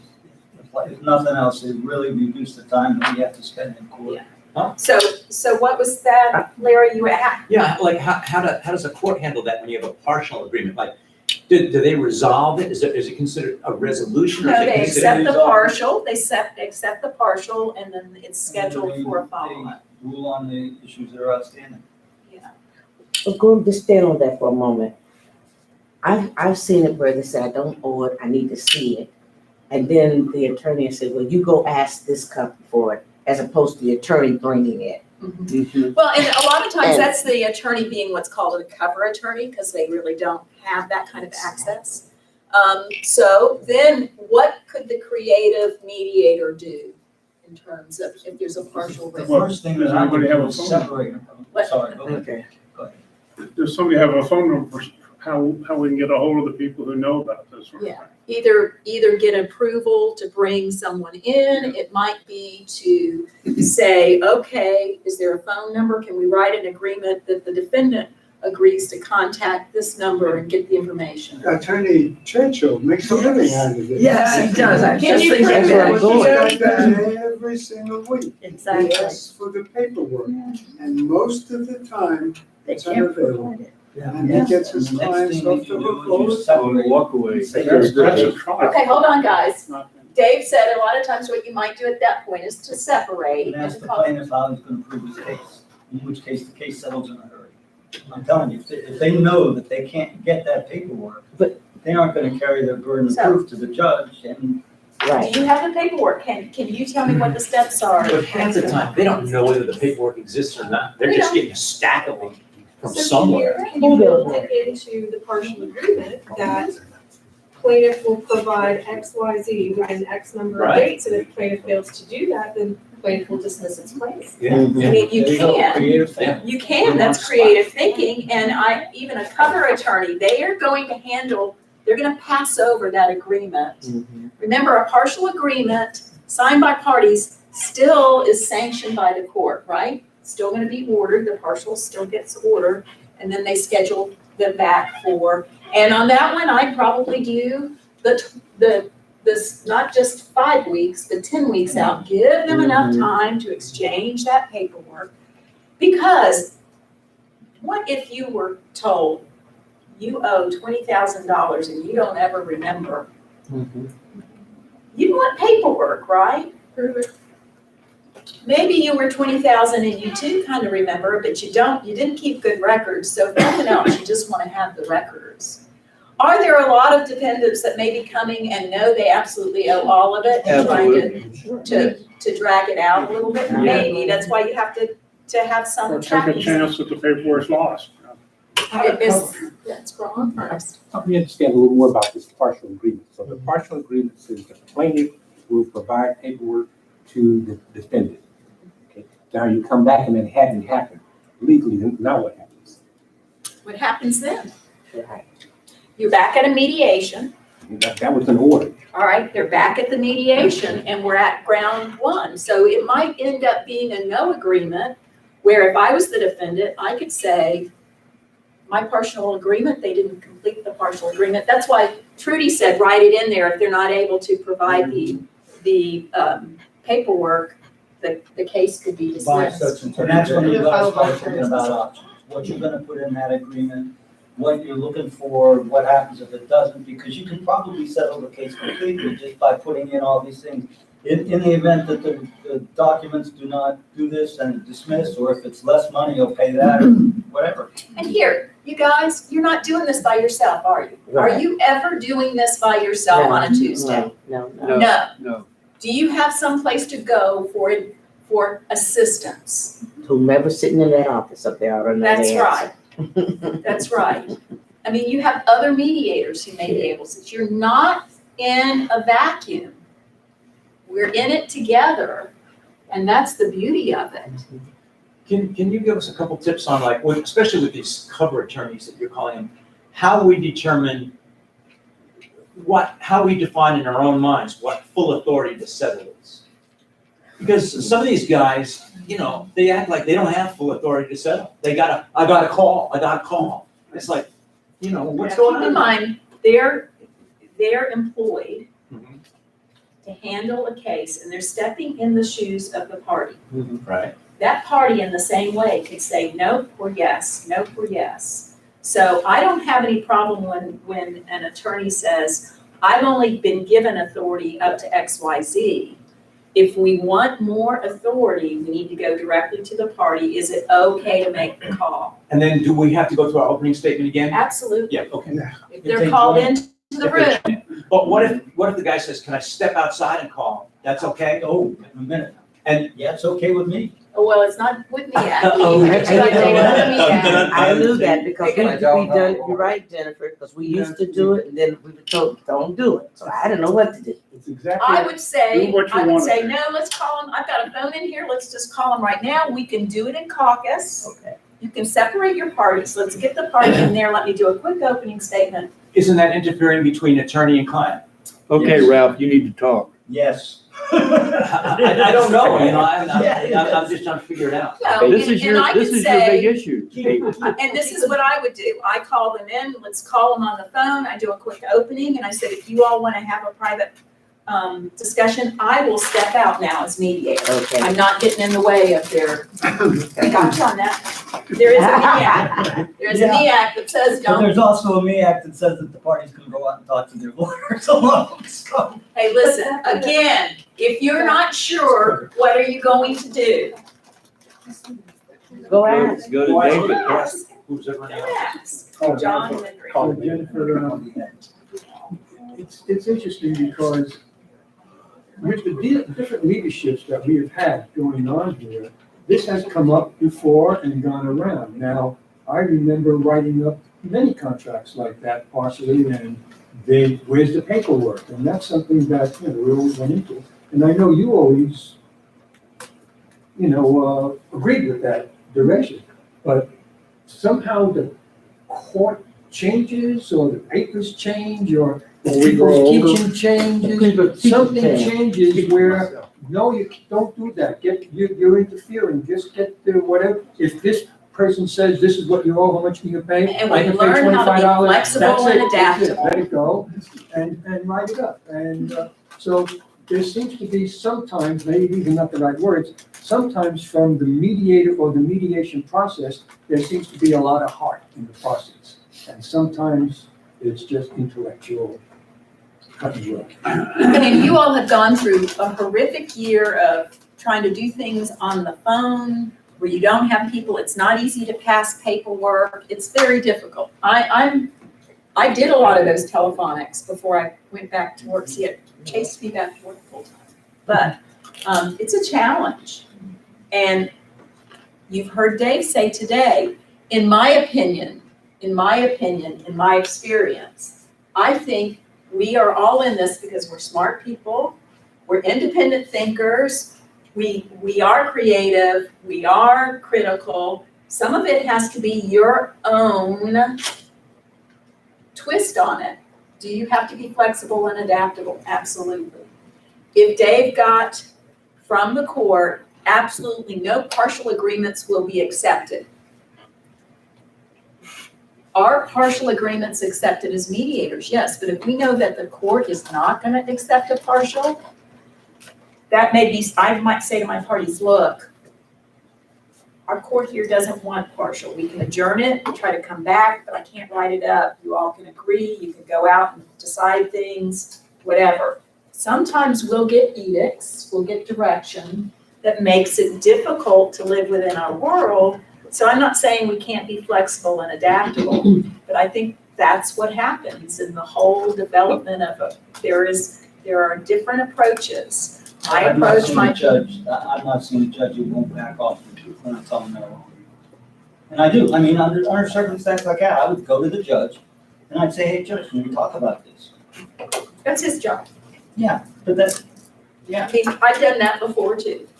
and So, generally they'll listen to reason. You know, the old yogic saying is, blessed are the flexible, for they shall not be bent out of shape. Oh, wow. Grant had a comment. Yeah, if they don't have full authority, they have failed to appear. Yeah. An attorney, I understand an it. attorney though is representing the party, and full authority doesn't mean from X to Z. We've been through this training before. It's that party's already given their direction. It's if you've got to decide, there's a ghost right next to the attorney, and the ghost has said, thou shalt not go any further than this without making sure I'm contacted or I have a part in it. So at that point, they're playing a professional role, they're fulfilling a professional role, which is absolutely appropriate in small claims. And my attitude is if they don't have full authority, it's a lot easier to let them get full authority than to adjourn the case. Yeah. That's it. The other thing I was going to say was that they haven't appeared, but we weren't allowed to report that. That's true, because you heard they hadn't appeared. And that's what I'm talking about. If you see it, you can report it. If you see it, you can report it. If you hear it, you can. And that's a good example. Are we talking telephonic?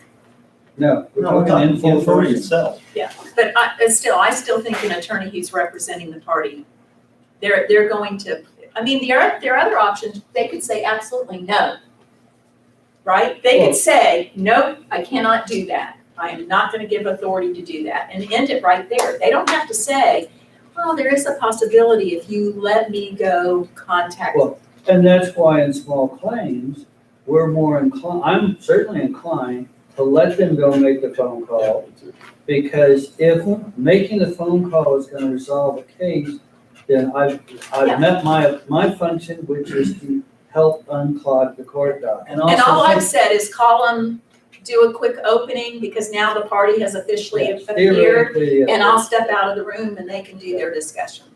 It's an easy fix. And that's the only difference. So I mean, the point that we're trying to make is, instead of adjourning it, let them get full authority. The question of how they get full authority is where we kind of disagree. Because, and let me add this, I think anytime an attorney is talking to his client, the client is covered by the confidentiality. I mean, it's not like he's breaching confidentiality. A lot of times the complaint is the lawyers come and they just received the case that night or that morning. They know as little about it as we do. Yeah. Half an hour before. Yeah, appearing in that's a court. reality, so we've got to work with them. Doug, what's I just wanted to say, prior to COVID, Tuesday mornings, my favorite day of the week, because I got to come in here and see all of you and listen to all your stories. And Dave, you know, everybody in here has a fascinating history before they became mediators. So the best story is the whole volunteer mediation unit used to meet before court and go have breakfast at Whataburgers and harass the chief judge when he was over there. So I gotta tell you, you know, during COVID, I really, really missed all of you. I really did. So thank you, Dave, for calling us back today. I gotta tell you a quick funny story. I'm on contract with the Second Judicial Circuit to do family mediation, also the 14th Judicial Circuit, which is over where Jennifer lives. And the case manager that I deal with over there all the time is probably 30, 35. And she was telling me the other day about their small claims process over there. And all of their mediators, I mean, she said, they just love coming to small claims. They really love it. And I'm thinking, yeah, I do too. And she said, but you know what? Every one of them, they're in their 70s. I didn't tell her how old I was. Well, That's funny. and it is true. Hopefully, I hope you all get back on Tuesdays. You get back in the training. It's been a pleasure for me. I was excited that he invited me over. I'm thankful that the little city of Lynn Haven loaned me out for this afternoon so I could come over here and just have a conversation with you all about different ways that we do our job as mediators. So it's 4. I think we're done. We have done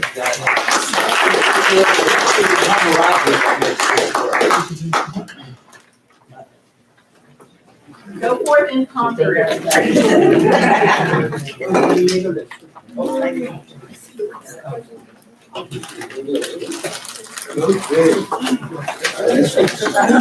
Thank you. Yeah, well, you want.